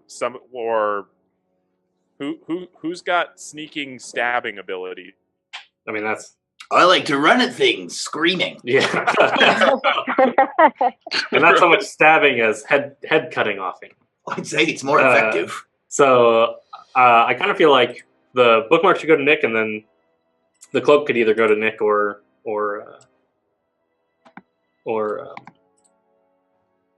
who else is dexterous and sneaky? Oh, I'm sneaky as all get out. Yeah, I figure that could go to Nick or. No, let's give that to Nick. I don't need help. That would be how Immeral would. Why don't you take these? I don't need. I don't need help. Right? Right. Take a sweet, frame something kind into something terrible. Yeah. I would say at this point, like, I mean, I ended on kind of a good note, but I'm probably minimalizing it. Like, I was luck.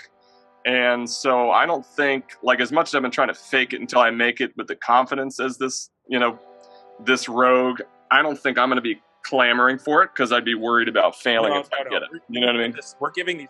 I say we give these to Nick. And then, so I guess, so who's handing it to me? Yeah, so I'm going to be withdrawn. I'm kind of like withdrawn a little bit. So who would be handing it to me? Maybe Immeral. Yeah, no, Immeral is definitely going to hand that to Nick. Would there be like a little quip? Like I almost imagine that Immeral would like hand it over in a way that's like a little demeaning, but also a little bit like hey, you can handle this. You deserve to have this kind of. No, Immeral's angry, but Immeral is actually quite loyal. Yeah. So he wouldn't even really be demeaning. No, he wouldn't. Would he do it in the? Wouldn't be demeaning at all. Immeral would hand that over and say, "You know what? You deserve this." Huh. Okay. Yeah, for what? What do I deserve this for? You're just giving this to you. Feel sorry for me. You're just pitying me. Okay, you can think that if you want, or you could take this a couple of other ways. Yeah, I can think it if I want. I don't need your permission to think of it the way I want to the permission for myself. I need my own self permission. Okay, you need to get your head straight, all right? Because we're in danger, and we need you thinking clearly because you're valuable, and you need to watch our backs. Fine, that sounds fine. Now take these so you can do your damn job and help protect us and keep us alive. I'll take them, but it's my choice that I'm taking them. I think That's Gragnold has taken upon himself to be like the lighthouse in this group, because you guys are bicker and everything, And I think Gragnold's going to walk over and especially after seeing Baeridin go through that moment, is going to kind of collect everybody in that room while we're searching around, I guess, and say, one thing my father told me, important to remember: the strength of the pack is the wolf. And the strength of the wolf is the pack. Baeridin nods like He gets it. Not anybody else. Immeral just turns to this. I'm sorry, what? And I'm just like, it sounds like you had a pretty cool dad. Not all of us had cool dads, Does Gragnold shout it after that? The strength of the wolf is the pack. And the strength of the pack is the wolf. Look, you're How just switching loudly the is he subject with the shouting direct. this? We're a pack. And you need him, and he needs you. So shut up. Gragnold. Gragnold. We're going to use our inside voices because we are in danger from things swarming at us. We've already been making plenty of noise. I don't know. Any Just of kick you, that thing down the hallway. Don't talk to me like that. Like you've been quiet down Either here. way, Nick, hey guys, take we're the gonna dagger. use our I feel statement. That was on top of it. Yes. I feel that we are facing great horror and abominations, dangerous things in this dungeon. but that if we sticking together, the world is counting on us. And Sometimes I And really guys, wish while I could you're in if that we are room, like Nick, And I feel like you're all stating the obvious, so let's do our jobs and get moving. Ryan, I will ask. Do you know? Because I know that you're newer to D&D. Do you know what all the things on the bookmark and the cloak do? Do you understand all those? Things?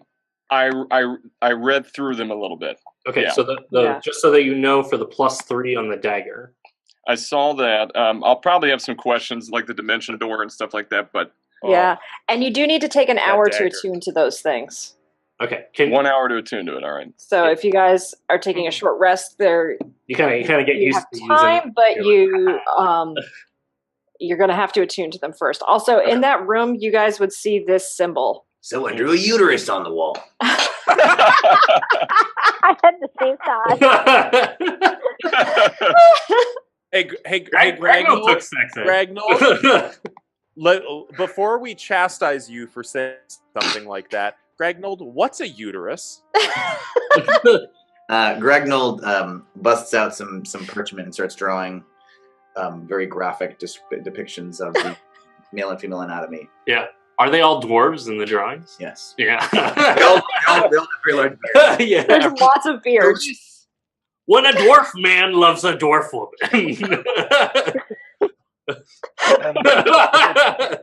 When two beards together. Yeah. So There you have it. And we've taken a short rest. let's take Hour. Gragnold is explaining. Xissou's going to go over to Gragnold and be like, "This is fascinating. It's not shaped like a U. Like It's all in your perspective. because Okay, we take a short rest. Do I recognize that symbol? Go ahead and make a religion check. Should everybody do that, or? Yeah, and one thing I am going to do for some things is taking into account your backgrounds, your backstories. It does change the DC, so someone who might succeed, you might fail even though you rolled higher, depending on what your background is, and if I think you would have been exposed to something like that. Sure, that's a good idea. What's the rule here? Religion. Religion. Okay. Right. Shadow, you Not great. you can roll with your real dice too. So add your +1 to that. Because I will say, like, you would have advantage on this. Shadow would have advantage. Okay. And I'm sorry, which dice would it be? The 20-sided? Yep. Yeah. 17? 17? Okay. I got an 18. I got 12. Immeral got 7. Immeral Immeral got an 11. MA got a 20. Okay, MA definitely knows. Okay. And Xissou, are you rolling as well? I only got an 8. Roll again. I'm giving you advantage on this one. 8. 8? All right. Shadow, Gragnold, and MA passed. You guys would know this as the symbol of Orcus. Oh, MA starts looking very, very scared.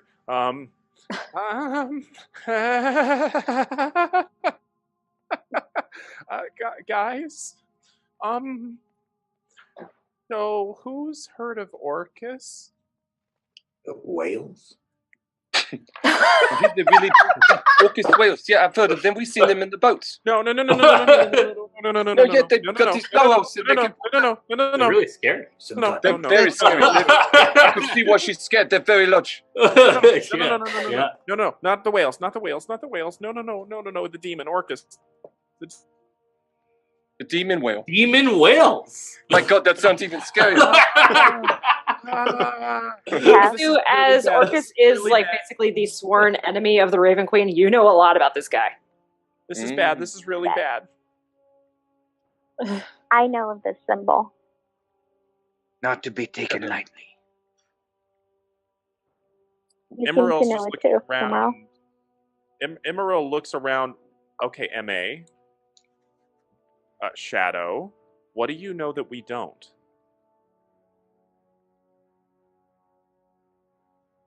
So what you guys would know about Orcus is, and probably most of this knowledge would come from Xissou. He is one of the demon princes, and he rules the domain of the undead. He is trapped in the abyss.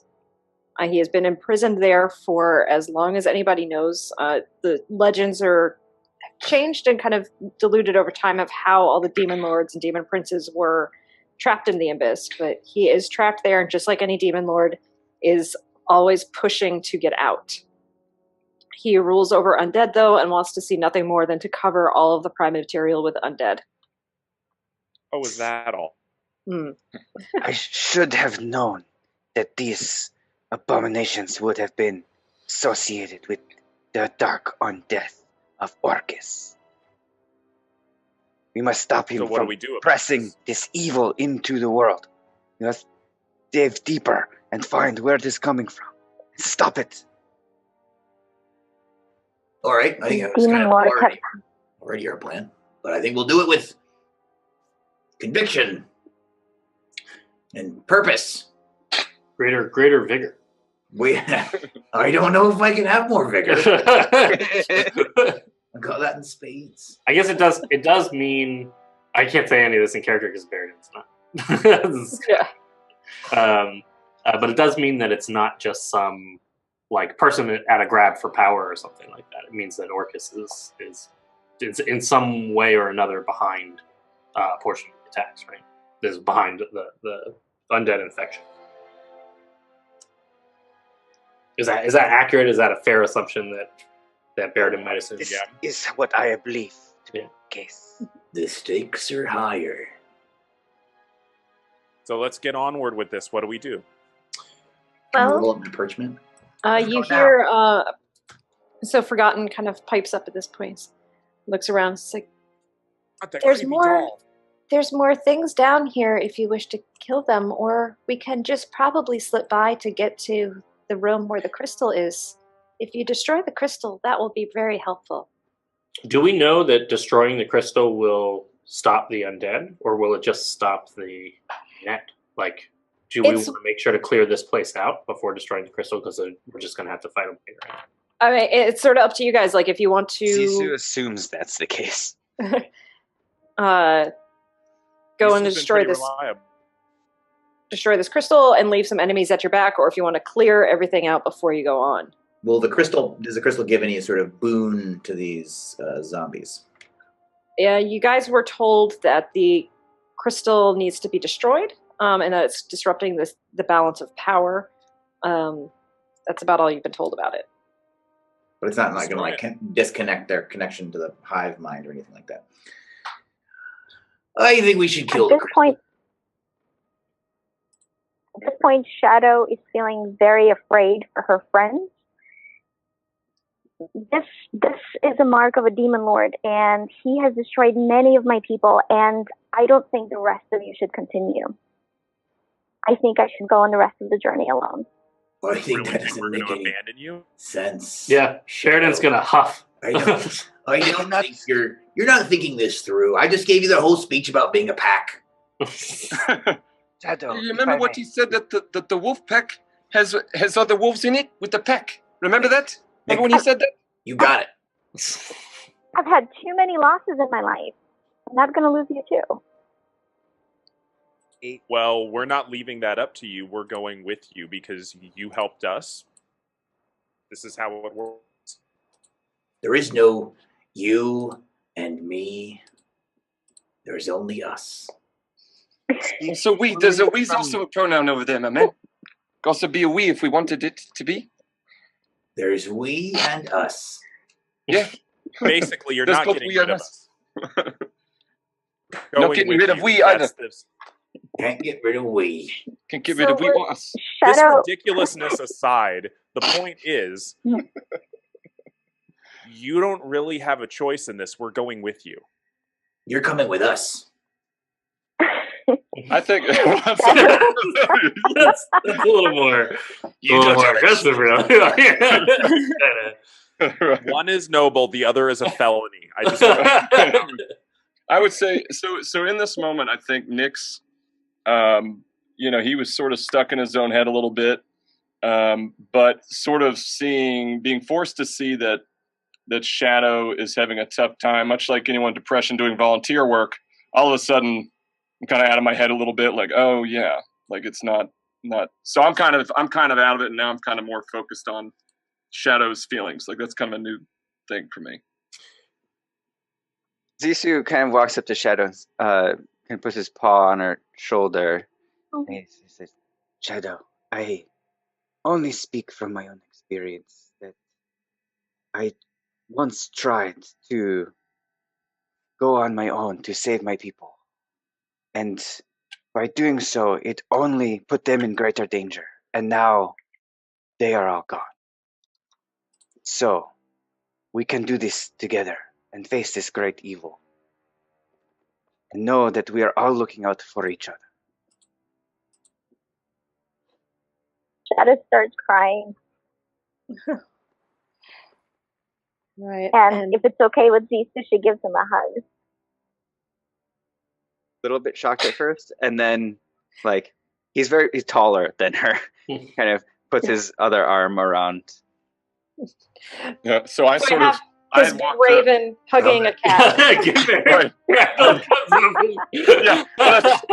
So I had sort of I was too timid and too insecure to like walk up, but then seeing Xissou did, so now as you guys are hugging, I'm just awkwardly like, this is a really good moment. You guys, this is good. Like just awkwardly, like you sort of look over and you just sort of see me. They're like, this is a really good moment, guys. This is. I'm gonna go over there and join the hug, and then give Nick like a gentle hand motion to come over and a nod that it's okay. Yeah, I'm gonna come in there. Yeah. Good So pub, I right, mean, man? anyone not involved in and a this bunch of at this us's. point? No, Baeridin's not involved either because he's a direwolf and whatever. It's just dog pilot, you know. Big group hug to give a boost to the morale, and then We're here. so you hear Forgotten say, "All right, then let's." No, not you. Oh, God. Get this guy. Let's I have say not goodbye proved that thing. so we can Not put the craziness. move on.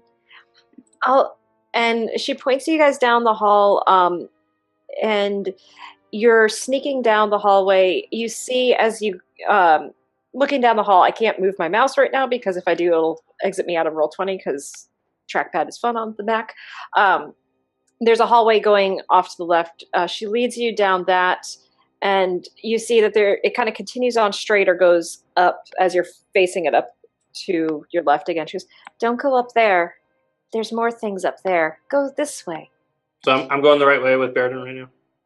Yep. So go straight, and then she directs you to go straight again. Which way is straight? I can't see.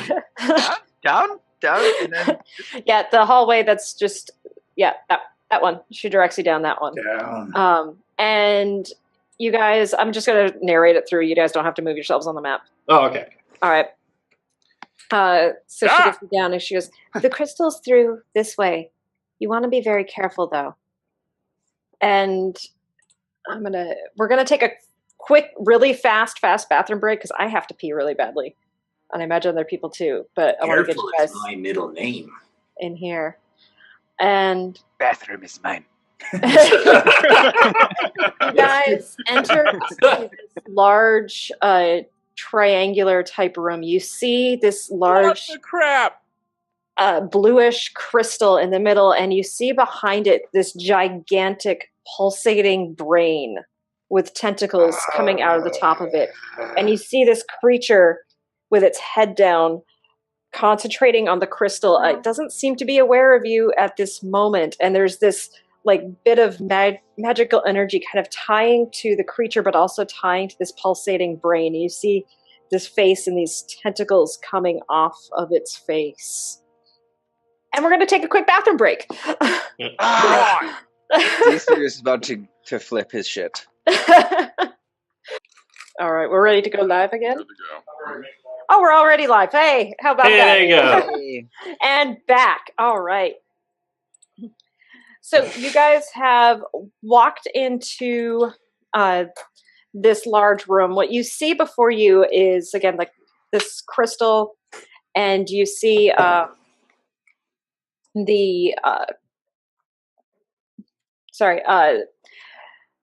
this creature. If you guys want to roll to see who knows what it is. Yeah, what would Arcana or Nature? Or? What's Oh, I have Roxy on here. I'm sorry, Roxy's not out. Weak. Go away, Roxy. You're not here. So what are we rolling for this? It'd be nature. Nature makes the most sense for knowing what a.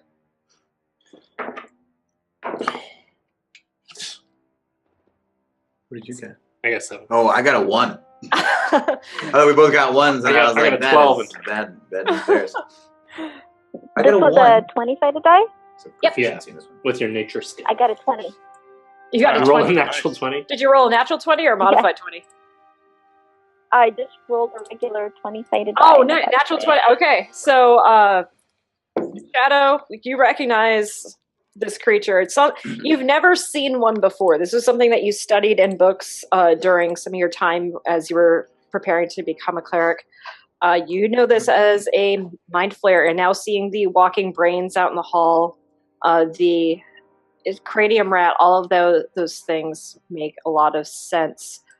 I'm going to roll a perception check for it to see if it has noticed you guys coming in. I'm going to roll it with disadvantage because it is in the middle of some sort of ritual right now. Well, and He's hold just on. about to scream at it Just- anyway. It just rolled a 20. We were so just warned to good be thing that it- careful. All right. It's As a soon mind as flare. Mind Flayer, Illithid, Flayer. these things eat brains, live in the Underdark, and as soon as you guys walk in, it does notice you. So click on your icons and roll your initiative because that is a lot easier to roll the initiative on roll 20. All right, it's easy. Ah! 6.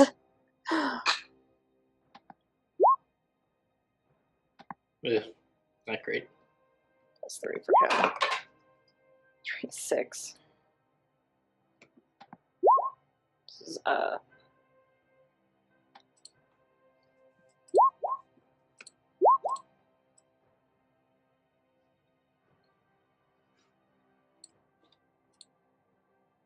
and then this, of course, it is a dex plus 0. No, that wasn't cocked. It was good.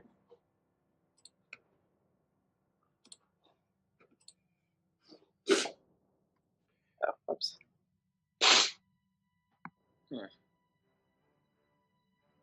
Megan, why did my roll not go through? Do I need to do something else? Did you click on your icon before you rolled it?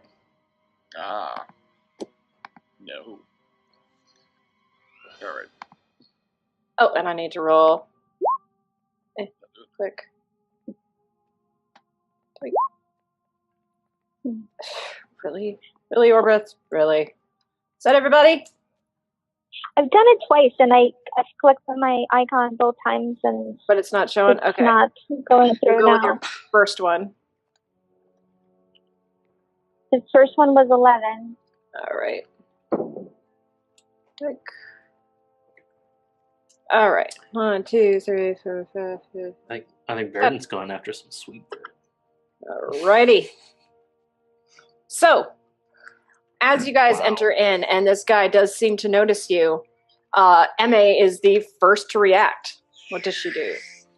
Now, MA rolled a 15 on knowing what it is. At 15, does she know at least what a illithid is? Given that she's a bard, yeah, she would have heard of these things. She probably doesn't know much besides like, oh shit, that's one of those things. Okay, so she has a general idea that they psychic badasses. Yes, and also some of the things that you guys do notice about this guy standing here, he is holding a staff. He seems to be engaged in some sort of spell casting. That much is obvious from all of your experiences. Also, half of his face is rotted away, and the skull is exposed, and you can see like some of the tentacles aren't like actually covered in flesh. It's just sort of these bony protrusions right now. But the longer as he's standing by this crystal, some of that stuff seems to be healing up a little bit. Okay. Okay. Gross. Yeah, that's pretty That's gross. disgusting.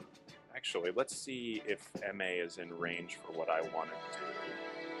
That could be fun. Oh my god, MA is within range. Okay, so MA is going to cast Shatter right here. Ooh, yeah. Nice. Good Yeah, job. MA is, because that puts the crystal, the staff, and both creatures within range of this shatter. I like it. Emme is going to cast it at, well, she can only cast it at one level. Okay. But yeah, she casts it right there, and a Constitution saving throw, so that's a DC 13 Constitution. Okay, so for the crystal, we're just going to give it it's a DC what now? It's a DC 13 Constitution save. Any creature made out of inorganic material has a disadvantage on that saving throw. Well, it failed both anyway for the crystal. Okay, now I will do this guy. Plus 3, 8. Okay, so the Mind Flare guy makes it to Elder Brain. Does not make it. Woo-hoo-hoo-hoo-hoo! Okay. And so, it's going to take... wow. It's a cool shape. Wow, okay. So, first damage roll is 17. Okay. Is it Yeah, so 17 to everybody, or? 17 thunder damage to everybody unless they made the save. It's half damage. Okay, so 17 to the crystal. So 8 to him. And then 8 to the brain. Wait, I thought the brain didn't make it. It did. Oh, no, you're right. Sorry. So that's 17 to the brain. Yep. Yeah. Okay. All right. So Emmy comes out and just kind of strikes this chord on her loop. And it's like almost this arcane arc of energy comes out and just kind of and smacks out. And like you could see this guy, I'm going to make a concentration check for him as well. Which he does and make. You know what? He's aware of you guys, but he's still kind of working on his spell a little bit. Emma tells them they've been thunderstruck. Thunderstruck. Yeah. I was going to go for some Cypress Hill Insane in the Brain. Yeah. All right. Gragnold. I'm gonna rage. I'm gonna go a little insane on the brain. All right. I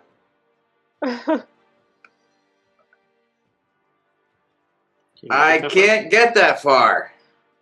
You have been told to attack the crystal. I'm gonna attack the crystal. All right, go for it. 26. 26 hits. Yeah. That is 10 damage, and then with the offhand, that is 16 to hit. That hits. And that is 9 damage on that. 9 damage. Wow. All right, so you see, after this kind of thunderous boom comes out, you see Gragnold come running in and just smash right into this crystal. Gragnold smash. Gragnold smash. We have a Gragnold.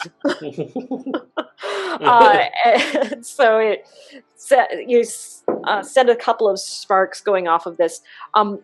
Getting closer to this crystal, it does emit this sort of eerie bluish light. And coming up next to it, you can almost see this like mist that's swirling around inside of it. And every now and then it kind of looks almost like a face or something screaming inside of it. Oh, I hate this thing. All right. Neek. All right, let's see. Let's see. I would assume that the crystal counts as a bad guy, or no? Like as far as sneak attack goes. Yes. Yeah. It does. Sneak attack. Right. Yeah. Do I need to step up one here to be able to reach it? It's like 30 feet right at the... Are you trying to hit it with your bow? So like with a bow, yeah. No, So Nick, get in there and you can, stab yeah. it. Get in there and stab it. get in there and stab with it. the new With your dagger. Well, he's not. You guys didn't short I don't rest. think I can use it yet. Oh, I thought we did short rest. I was talking about uteruses for that whole time. Oh, yeah. Yeah. Oh, okay. If you guys did short rest. All right, well, Oh, that's no, right. I no. forgot we did that. Yeah, Xissou's Get in there and perplexed at stab that how with you that dagger. only All right, have one let kitten at me- a time. So How do I move my guy? Let's see. You got to move it to the clicker. Yep. Yeah, thanks. So because it's a +3 dagger, it gives you a +3 to your attacks and your damage. Mm-hmm. Nice. It's ridiculous. Yeah. All right. I'm And giving you guys fun magic items. Yeah, that's super fun. let's see. So Megan is to use the dagger. Is it in my book, or do I have to? It should be in your book. So you're gonna roll your d20, add your dexterity, and then 3 additional to hit. All right. Crap. 10 on the d20.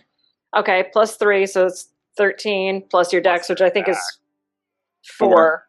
Mm-hmm. So that's plus another proficiency. plus your proficiency, which is another 3. 3. Oh, so does that hit the crystal? Yeah, That's like 20. Yeah. Yeah. And then for the Dude, you're adding 10 to everything you roll on the d20. So you just rolled a 20. And so that hits. Okay, and then for the dagger, what's the roll? A 6 die or what? It's probably d4 for a dagger. d4. D4. All right. 1. Nuts. Cool. But you get to add your dexterity Plus 3 modifier. Okay, so plus 4, so 5. Plus 3 for the dagger. Oh, nice. 8. All right. Yeah. That's why plus 3 weapons are incredible. Yeah. Plus your sneak attack damage. Oh, plus my sneak attack. That's right. Which is another D6. Thank you, Peanut Gallery. 2d6, I think. 2d6. 4 and 2. So another 6 points of damage. Holy crap. Nice. All right, you come in and just like with this new dagger, you're like, yeah, and you slam it right into it, causing this great crack to kind of come up from the crystal. And you can hear this kind of like almost. It's like it's in your psyche almost of hearing this shriek. It's very disconcerting. Okay. But I'm curious, is Nick bolstered at all by that? Because it's like I wonder if he's still having trouble with his self-confidence, or if he's feeling a little more confident. My confidence was rebolstered a little bit already by getting out of my own head, by kind of thinking about Shadow, and then the group hug. Yeah. I think the group hug really did her. Group hug really helps. Yeah. I like physical comfort. Nick likes physical comfort. All right. That brings it to the Elder Brain's turn. It gets 2 attacks. Can I just share this? This is what I picture with that's Mother Brain from the TV show Captain and the Game Master. Wow. Nice. All right. First one is going against Nick since he hurt it so much. 13, which I think is probably going to miss you. Let me look here. What's your AC? It is my 15. 15. Okay, so that's miss. So actually, it's going to want to go against you again because you just did a heck of a lot of damage to that crystal. Oh, that's going to miss too. I just rolled a 4. So, yep. Yeah. Oh, what you got, boy? All right. You got them do amazing. anything else? My phone. Just saving throw. Dude, what did I do with my phone? It doesn't want to do that yet. Okay. Shadow, it is your turn. Okay, so we know the creature is an undead. The brain, is that an undead? Make a Or perception is check. that just the brain? So roll your d20 and add your perception modifier to it. Okay. D20 was a 2. It's with the low light that you have in here, even though you're able to see, you're able to make it out. Like it's really hard to distinguish colors, so it's hard to say if that brain is undead or not. Okay. Okay. So she can see only the creature closer to her? Pardon? Sorry. So she can only see the creature closest to her, the one casting she spells? can see the brain. Like, so the crystal, it's not... I'm picturing the crystal probably be sitting about 4 feet up off the ground. It's big, but it's not, like, dominating the entire room. While the Elder Brain comes up quite a bit higher, so you can see the Elder Brain behind it. You can see the Elder Brain. You just can't distinguish colors and stuff very well in this light, so it's really hard to tell if it's undead or if it's just a regular Elder Brain. And plus, you've never seen an Elder Brain before. You've only read about them. Right.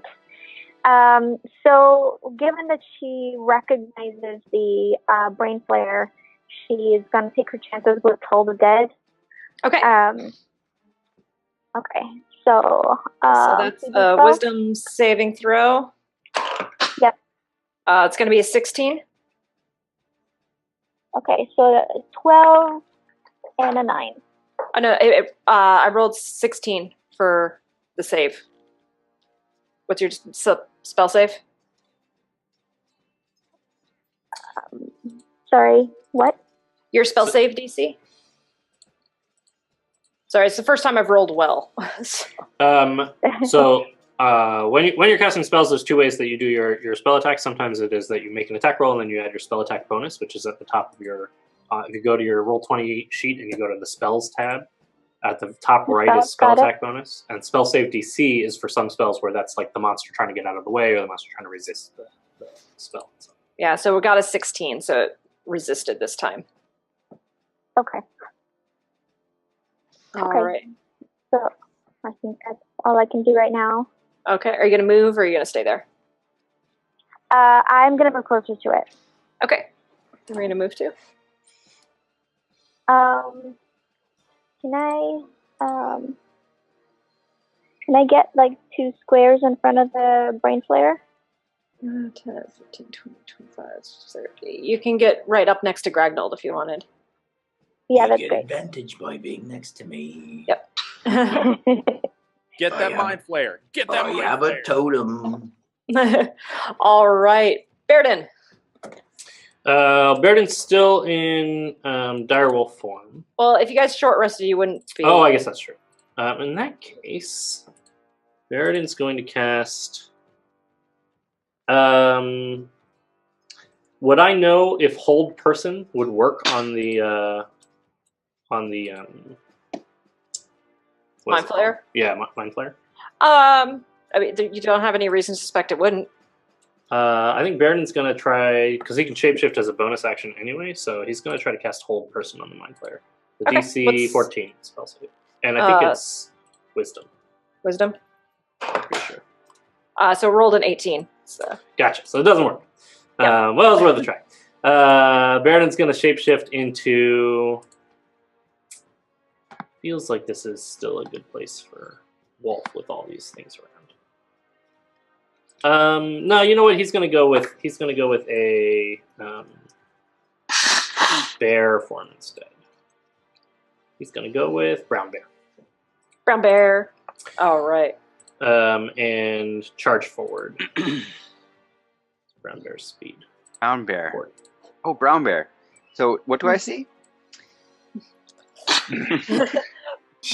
Baeridin turns into where this little gnome was. Suddenly he tries casting a spell. It doesn't seem to work. So then he sprouts up into this large bear and just barrels forward. And barrels forward. Barrels. Yes. And he's actually going to charge. He's not going to get an attack in, so he's going to charge up to be next to the mind flare. Okay. Right. 20-foot radius is the total radius of a spell, right? Or is it from the center out? If it's a 20-foot radius, it's from the center. Center out. Center out, so it's like 40 feet. Okay, all right. Yeah. It's a big spell if it's got a 12. Yeah, 20-foot radius is a big spell. Okay. That's like fireballs. 20-foot radius. Right? All right. Immeral. Now I'm a little wary. Whatever's about to happen, I'm a little wary now. No getting away from it. I imagine Immeral being like, everything's 20 feet from right there.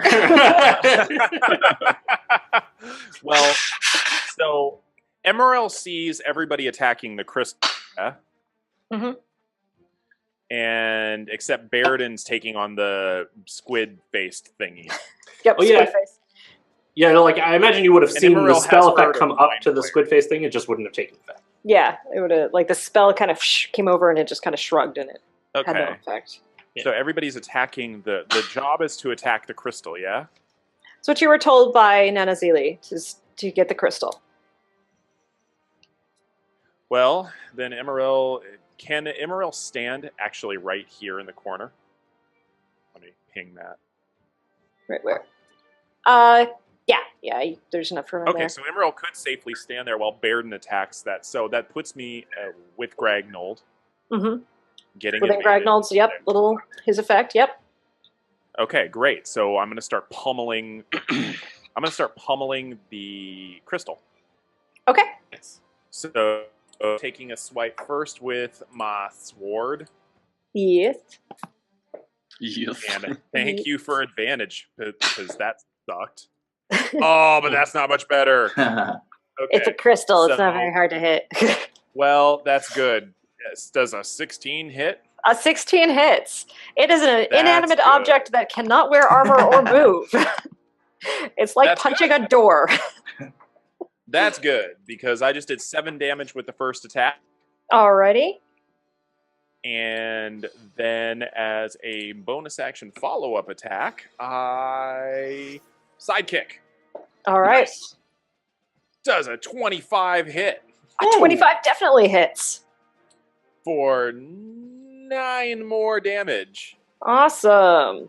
All right, so Immeral comes up and just starts punching into this crystal, and you see these fissures starting to break into it. And again, it's not sound, but it feels like a scream coming out of this thing the more you hit at it. Ugh, Wow. that's terrible. All right. Does it seem like the stuff that's screaming from the crystal is like encouraging us, or does it seem like it's trying to stop us? It sounds pain. Question. Is basically it. And one thing real quick before the question, Baeridin, you also you're recognizing all of this as this vision you had when you saw the souls of the frog people you killed. You followed them. So I know we're in the right place. I know this Yep. is Yeah. game goal here. Yes, Immeral. For this inanimate object, do I get my sneak attack bonus? Oh, you got friends attacking it. Yeah. 5 more damage. Okay. You know the sensitive areas on the crystal. Yeah, you're like, there's a crack. It's like there's a crack. I'm Punch that. stabbing right in the crack. Yeah. All right. It is Vicky's I turn. heard. Shut up. I didn't say All anything. right. I'm going to Yeah. need I dexterity. wasn't sure if I should do saving- phrasing or name of your sex tape. All right. All right. I need dex Dexterity saves from Emma, Orbit, Xissou, Nick, Gragnold, Shadow. Oh, shit. Do I know where this is coming from? Can I use Danger Sense to get advantage? It's coming from behind you.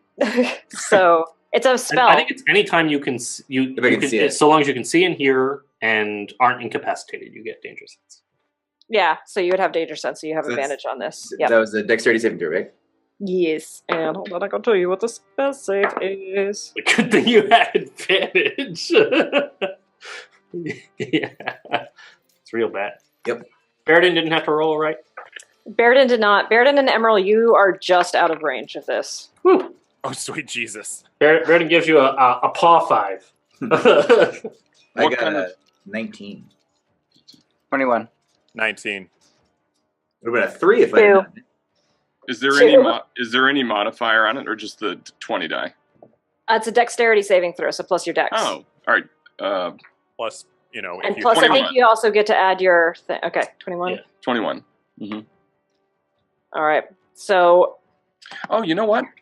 Actually, I think there's something about that cloak that gives me advantage or something on dexterity saves, right? It's a stealth advantage. only stealth, dexterity stealth checks. Got it. All right. But you might actually, as a rogue, you might have what level do rogues get? The dodge yeah. ability. Should have dexterity saving throw proficiency. So, evasion. Yeah, what level do they get evasion? A lot of dice. all As right. long as you're not rolling, right? I just want to hear. It's a good Oh. shake here. So the DC What the was crap? 18. DC was All right. 18. Mm-hmm. Wow. Doesn't sound good. 6, 12, 18, 22, 23, 24, 25, the hell did it 26, just hit us with? 27. All right. Shadow, you You remember we guys- talked about using the heal spells? This might this might be a good time. All right, as you guys are standing there grouped oh so nicely together, you see this caster kind of look up and slams his staff down on the ground, and there's this little ping of light that comes out and goes and basically detonates between the two groups as this explosion of fire comes out and from all directions, engulfing you guys. So those who made the save, half damage. Those who did not, again, it was an 18. It was, I think I said 22. 22. Okay, so 11. Oh, wait, no, wait. Sorry, it was higher than that. 8. So that's 18, 19, 21, 20, 22, 23, 24, 25, 26, 27. Sorry. Holy Lord. 13 damage. Yeah, we round down. God. Let's do that. Yeah. 13. Oh, and I forgot to do a save for Orbith. Do that for him real quick. So He did not the save. saving throw just made it so we reduced half damage. That's what it did. Mm-hmm. Got it. Yeah. Yeah, you only did half. Oh, Man. 53 minus 27. At level 7, the rogue gets an ability called Evasion that makes it so that if they succeed their save, they take no damage instead. Oh, cool. But you don't have to get. Nah. This was fire damage, you said, right? Yes. So who didn't make it? Orbith didn't make it. Shadow didn't make it. Oof. All right, and it's going to...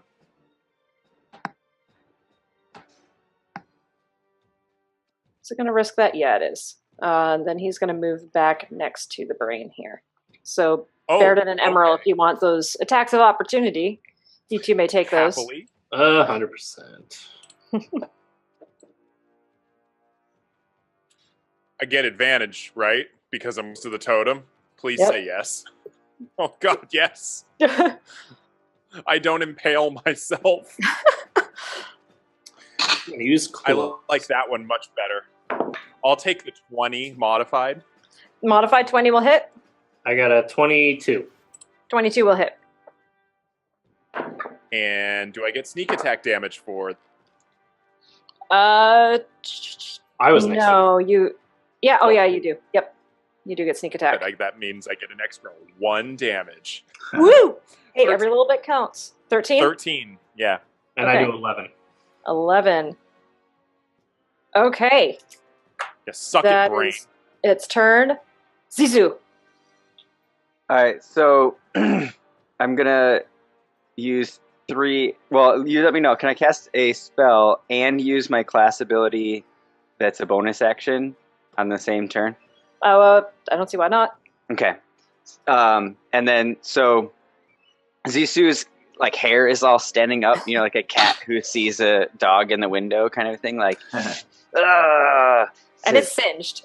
yeah. Also that. Oh, yeah. Got this like burn mark on his face, like he's like, I am Xissou of the Climbing Vines, Trabaxi, and you are responsible for the atrocities of murdering my people, and you will answer for them now. I will end you. And he's going to use feline agility, but just as he starts to kind of sprint, he's going to channel the energies of the Raven Queen into his paws, and as he flashes past Shadow, some of that energy is going to kind of quick off, and she's going to get 3d6 healing. Ooh. Oh, So nice. that's 11. Dang. It's 11 points of damage. as 11 a points of bonus healing? action. Yeah. Or yeah, 11 points of healing as a bonus action. Right. Sorry, Shadow. You heard, I can't remember which one is which. And then, Anti-damage. Yeah. and then, so the feline agility makes it so he can move twice his movement. Yep. And then he's going to just start digging his claws as this energy is around his claws into the Mind Flayer and cast Vampiric Touch. Ooh, nice. Nice. So it's a melee spell attack. Okay. Oh no, he only got a 10. That's not going to hit, unfortunately. Oh man, it's such a cool build-up, though. He's Yeah. like, He's like- coming in and just completely enraged, like slashing at it, and this thing man. kind of backs up, and it's kind of looking at you just with this. The eyes are kind of this glowing, this kind of soft red as it looks at you. All right. Let's do this. Orbus is going to go all out here, and he's going to cast Hunter's Mark on the Lich there, and he's going to Wait, go it's a ahead. Mind Flayer Lich? Mm-hmm. For the love of crumb cake. Gonna fire his long bow. Come on, be good. Oh, are you kidding me? Pretty dice, why do you betray me? That's a 3. And he doesn't have advantage or anything like that. But he's also gonna go, I don't want to be in this grouping anymore. 15, 20, 25, 30. Yeah, he can make it over here. Good He's plan. coming all the way over here to try to spread the love out a bit. M.A. Okay, so MA is going to likely move just to spread any potential damage out just a smidgen. Okay, so let's go down to there. And as MA moves down, let's do a Meow. Goes down, Down, meow. MA is going to cast. Oh, MA's casting Shatter again. All right. Ooh. Oh, yeah, because she Again. can center it there. Oh, and what's yeah. the DC on that? The centering is going to be. The DC is 13 Constitution. Alrighty. And again, inorganic things get disadvantage. All right. Well, it already failed, but yeah, it failed. All right, going against the brain. Con +4. The brain failed. And is it going to hit the Mind Flayer as well? With that Yes. centering? Oh, yeah. Alrighty. 10 feet. 15 plus 3, so 18. Boo! All right, so Vikit makes it. The brain and the crystal take full damage, though. Okay, so big Thunderstruck. 4 plus 8 plus 7, 19 more damage. 19. That's insane. Yeah. Okay. 19 I can still there. got one more of those. Wow. That move is amazing. Where am I putting his hit point? There we go. There's our hit points for that thing. Alrighty. Let's do this. So, and it's half Shatter. to the Mind Flare, so 8. Yeah, sadly. Yeah. Alrighty. It's 9 damage to the Mind Flayer. Don't cheat me. Don't cheat me. No, I did it. I did it. Well, if I round down for you guys, I'm rounding down for the Mind Flayer too. Then. Well, yeah. So 19. Half of that is 8. 9. 9. Yeah. Oh wait, I did. Yeah. Sorry, I did 8. Do damage? 9. Yes. 9. 9. Damage. 9. All right. So you see again, this cord gets struck from MA, coming out and just shattering out, doing some more damage. The crystal's starting to look like it's whatever integrity it has that's holding it together is starting to ripple and not look so good. Gragnold. I can move through friendly squares, right? Yeah. But I'm going to come down here so that I can attack this guy. Go for it. Get the Mind. That is a 25 and a 27. Those both hit. Dang. 22 damage for the two. Oh my god. 22 total. Nice. Cut his head off too. That thing actually has a head. Oh, that's why I'm attacking this one. The brain's confusing again. All right, so you come in and just kind of smack right into him. I'm still trying to go for the scissor. It's my move. Hold on, I have to do quick maths here. Okay, yeah. Scissor move. All You right. just got to keep doing that, Adam. It looks so cool. Just All right, Nick, it is your go. My go. All right. get him, Nick. Just out of curiosity, if you do like, if I were to jump and try to land on the crystal, that doesn't increase damage or anything, does it? Like momentum? You wouldn't have enough. Like, if you were to jump down, like, enough where you might take a little bit of damage on the fall, like, say getting dropped 30 feet, yeah, that would do more damage. Yeah. but I don't know if Nick would realize this. yeah, How tall is the ceiling? the ceiling's probably a good 40 or 50 feet So in here. It's Nick, actually pretty big. the dagger that you have can cast a spell called Dimension Door. Dimension Door is a teleport spell. I did see. I read that, so I could go wanted up in the you air could if I can teleport yourself up in the air and come down on it. fall onto the thing. That's an amazing idea. Yeah. Here's my follow-up That's question. awesome. Compulsion. I think it's called compulsion. Am I only able to make them like move, or can I get them to do something, like hit their own guy, or? So the compulsion spell. Yeah. And I have to look it up real quick. Sorry. I think the compulsion spell didn't have a DC 15. That sounds right. Yeah. Let me. Let's see. Yes. Well, Yeah, so now I'm DC curious what you're going to 15. do with it. What are you gonna try and compel the crystal to do? This is fascinating. Yeah. Well, so not the. Not Well, I the hadn't crystal, thought but about the the guy. crystal. Yeah, I thought about going under the guy. That would be very interesting, though. It looks, the way I'm reading it is it only can really move.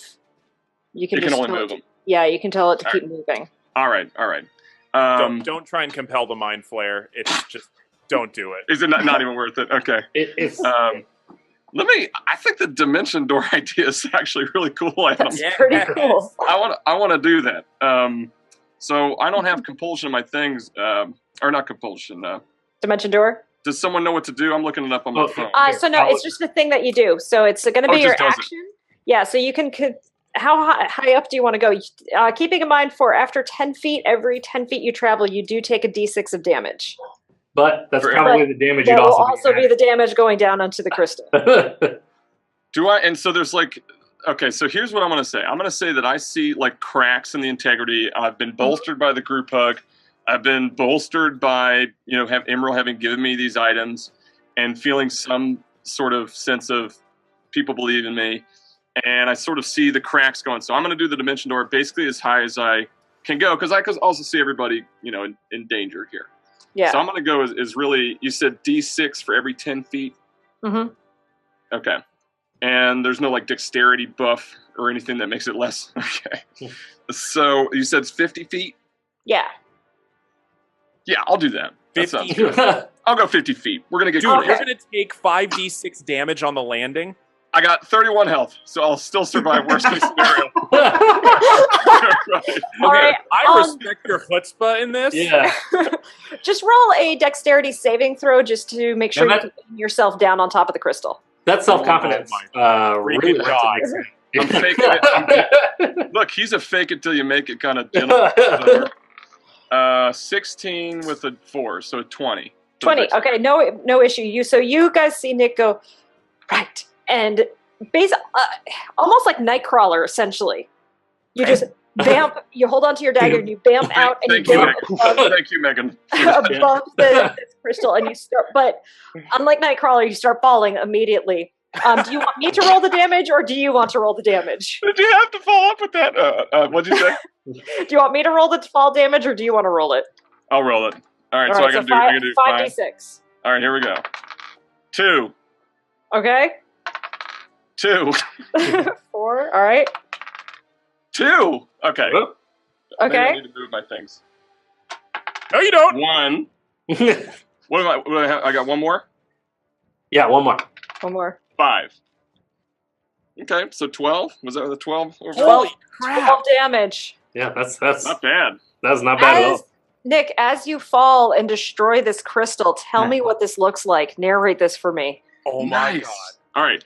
So as he comes down, Nick's he's a pretty thoughtless guy in general, but I think out of all the things that drive him, it's to prove to himself that he has some worth or some meaning. I think a lot of history, as much as it's kind of just funny and whatever, is years of rejection, being a pirate, which he's not.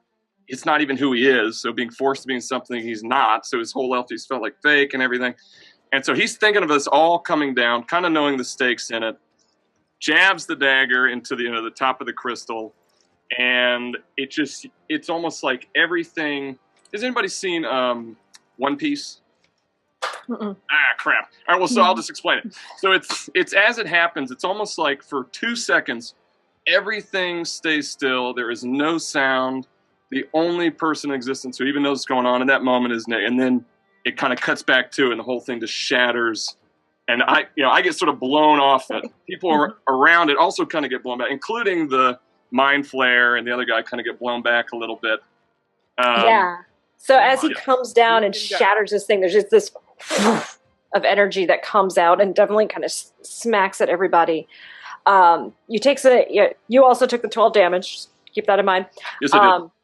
But as you lived, the Mind Flayer guy comes up, kind of looks at you all, and like you could see like the eyes glowing with anger as the tendrils of the Elder Brain wrap around it, and there's this big flash of energy, and they both vanish. No. Ah! Poor Xissou. And everything goes quiet. You guys see the combat seems to be over. What you see before you in this temple, so you look around and you see these pockets, these areas inside where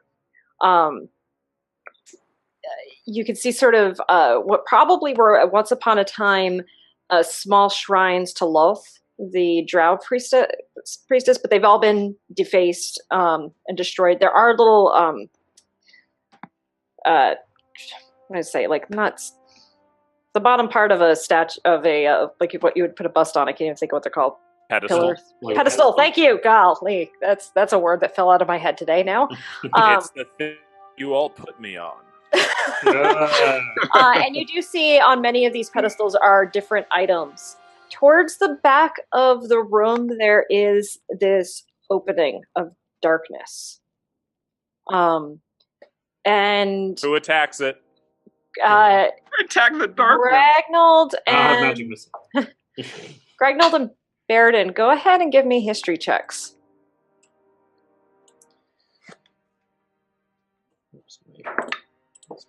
11. Oh, good. Is that with advantage by chance? Just straight. The DC is super low for you guys. Actually, I will say Gragnold already passed it, so. Gragnold knows something. Back in your home, there was one of these not close, but also not all that far from your village. You recognize this as an opening to the Underdark. Hey guys, this is an opening to the Underdark. Do I know what the Underdark is? What's that, my man? There's Drow down there. Baeridin, you hear from behind you the voice of Forgotten. I remember now.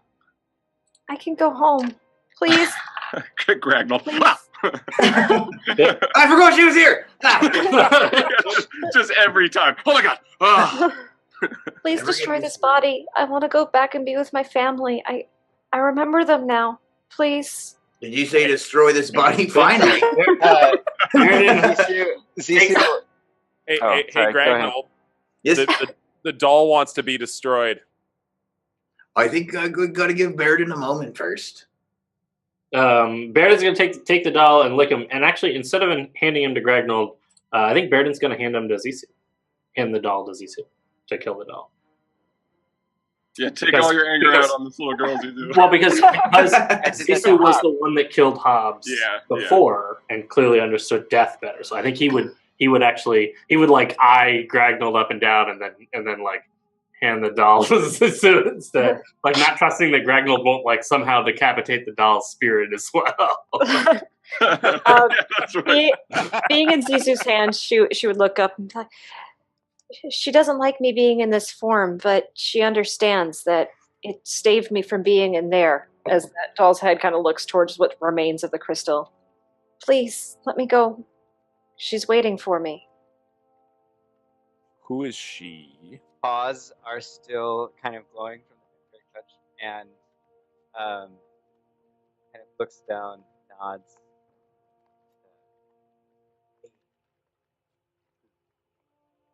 Your audio just cut out, Joe. Totally lost. Oh man! And he says to the doll as this glowing on his paws, "I release you.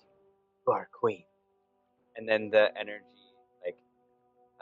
like sucks all the life out of and kind of releases the soul from the doll. So holding this doll out and kind of bringing your claws down and piercing into the chest of it, you can almost.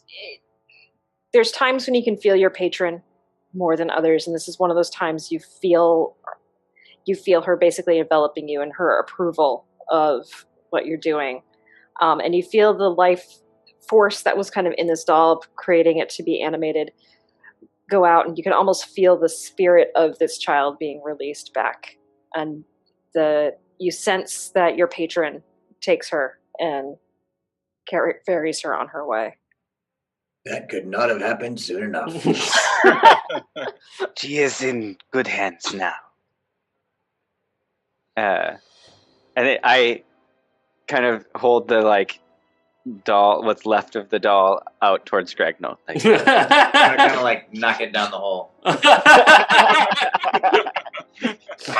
So I'm dangling the cat toy in front of Gragnold now.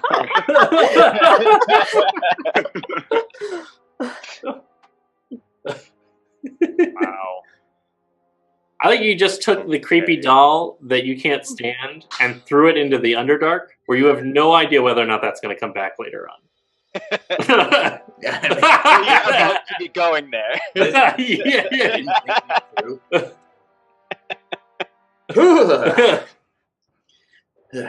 Well, that's over. I think Baeridin's going to shapeshift out, and he's going to and turn back into Baeridin, and he's going to turn and he's going to say, "We didn't finish it." We didn't finish what? The big brain and the other thing. They're still there. They're still around. They can come back. That's true. Do we have any way of knowing where they went? Let's look around and see if there's any clues. I think this is where I will take my leave. I need to go check on my people. It's been a while. I want to make sure that they're safe. I thought we were us and us was we. It was confusing then, it's confusing now. Okay, Gragnold, some of the we have other us's. I suppose that's true. To the extent that any of that makes any sense. I think that makes total sense, you guys. That actually makes a lot of sense to Nick. He's like, yeah, true. Us is not the I will only be us. back. There are other us's for we. But for us, you are we. I guess it's not. We should. I'm the tallest one here. My heart. I will be back as soon as I'm able, and I will be back as soon as I'm sure that my people are safe as well. Well, you always have a place with us. Know that you don't always need to shoulder it on your own, Shadow. Thank you. As you guys are looking around, apart from, you do see again the destroyed imagery to Lolth. You do find a number of items, which I will start sharing with you all here in a moment, as soon as I open them up. But again, you keep seeing lots of imagery to Orcus in here, carved on different things. And you do see a lot of things related to the mind flayers. So Orbith recognizes some of this stuff, seeing the...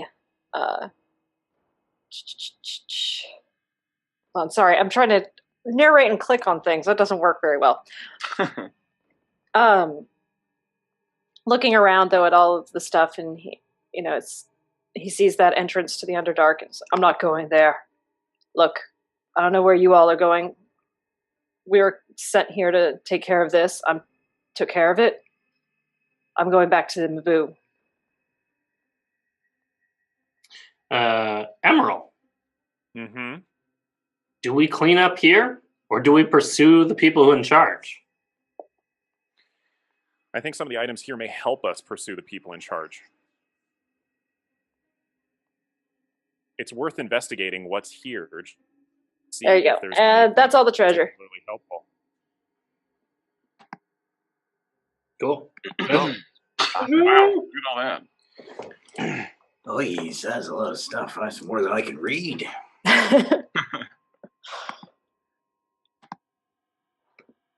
That is a lot. Ooh. So, since it is 5, and with the sake of time, the choice that I put to the party, I'm assuming, Xissou, you would at this point want to return to your people? Actually, Zissou's going to, having kind of made a little bit of a connection with Shadow, offer to say, I have destroyed this crystal. We have destroyed this crystal that brought this evil into our jungle. My village is no more, so if I may help you pick up the pieces with your people, give my life meaning again.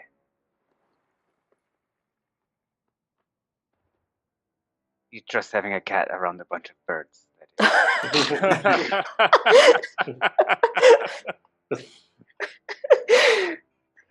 Would Shadow be cool with that?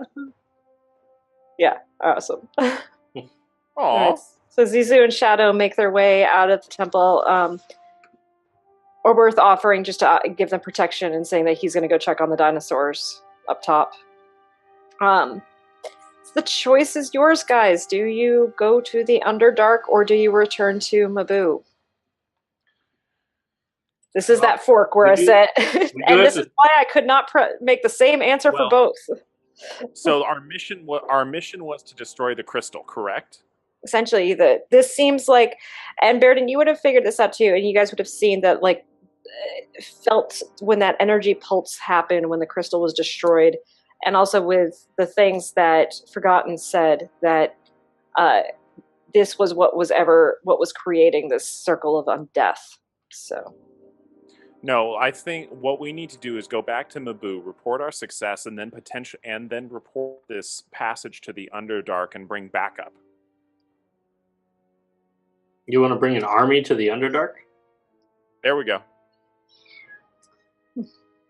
It is tempting. Or we could go in with the 5 of us alone. Well, so the challenge here is the Underdark basically is an army. Like it is basically like a giant, incredibly dangerous place. I almost think the 5 of us alone might actually make our way through the Underdark more easily than an entire army. And I will say, we're not going to destroy the Underdark. Bringing too much backup means. Okay, or we can just go in better prepared. Yeah, better prepared maybe. Yeah. And Gragnold and Baeridin, one thing that you guys would know is, like, if you can navigate the Underdark, if you, like, 1,000 ifs here, you might be able to find the passageway that leads out next to your home, because you guys are thousands of miles away from home. Boy, I hope the next leap will be the leap home. Well done. Yeah. So, but I get, like, and I'm going to go kind of off script here for just a moment, or out of the game for just a moment for DMing purposes. Like, it's just more figuring out which thing to prep of you guys trekking back through the jungle back to the city, or are you going to dive in? I feel like, do we have rewards and stuff for doing this? You do have some rewards and stuff waiting for you for doing this, yes. You gotta get back to that exclamation point, guys. I feel we like gotta go back to the quest givers. I feel like that's part of, like... Go get that exclamation. I feel like we should do that, because we might be better equipped to, like Immeral said, to go in there. Yeah, I think... I don't know, should we, like, cover up the hole or something? Like, put some tape on it so we see if anybody comes out? Caution tape, or like... detour sign or something. We should definitely like mark it in such a way that we sprinkle some broken glass or something around there so we can see the footprints. Mm-hmm. Nice. And we could always dimension door back there. So it sounds like our plan. It sounds like our plan is we go back to the city, collect our reward, whatever, and then come back here and pursue the. Okay. Great idea. Potions and learn about what all this stuff we just got. Yeah. Awesome. Yeah, because I'm assuming like not you guys won't probably want to keep everything. You'll probably want to sell some of it. Plus, you do. Oh, Emmy's gonna go. I'm not going to the Underdark. You guys promised me some reward and stuff. Good. That's fair. So we'll escort. Fine, MA. We will go back and we will report things. Yeah, we can escort those guys back. All right. We don't leave them into the jungle by themselves. Like Orbit didn't want to come, but doesn't mean we're gonna be like, cool, good luck. Yeah. Have fun, Orbit. Yeah. Have fun with that one. All right, cool. Well, that's where we will leave things. You guys can check out. Oh, and of course, you guys are leveling up to 6 after fighting a almost full-powered lich. I'm gonna get an extra attack. Elder brain and stuff. You are so many decapitations. And the fun thing about these character sheets is I get to hold on to them because they come back later, maybe. Foreshadowing? Shadow? No, foreshadow. Shadows are for fun. We don't have to do anything. Shadow. Well, Perfect. Very good. Thank you guys for coming. Thank you any who were watching today, and we had a blast. So, and we will be back in a week or two, maybe. We have to figure out the dates. Dates forthcoming. Truth. Super fun to have everybody on stream all at once and have Janina and Joe and Ryan and just fun to play with everybody. So thank you. That was awesome. Thank you guys so much for playing with me. Thank you. Yeah, I had a blast. Everybody. Y'all are great. Thank you guys. All right, we will sign off. Very good. See you, everybody. Bye.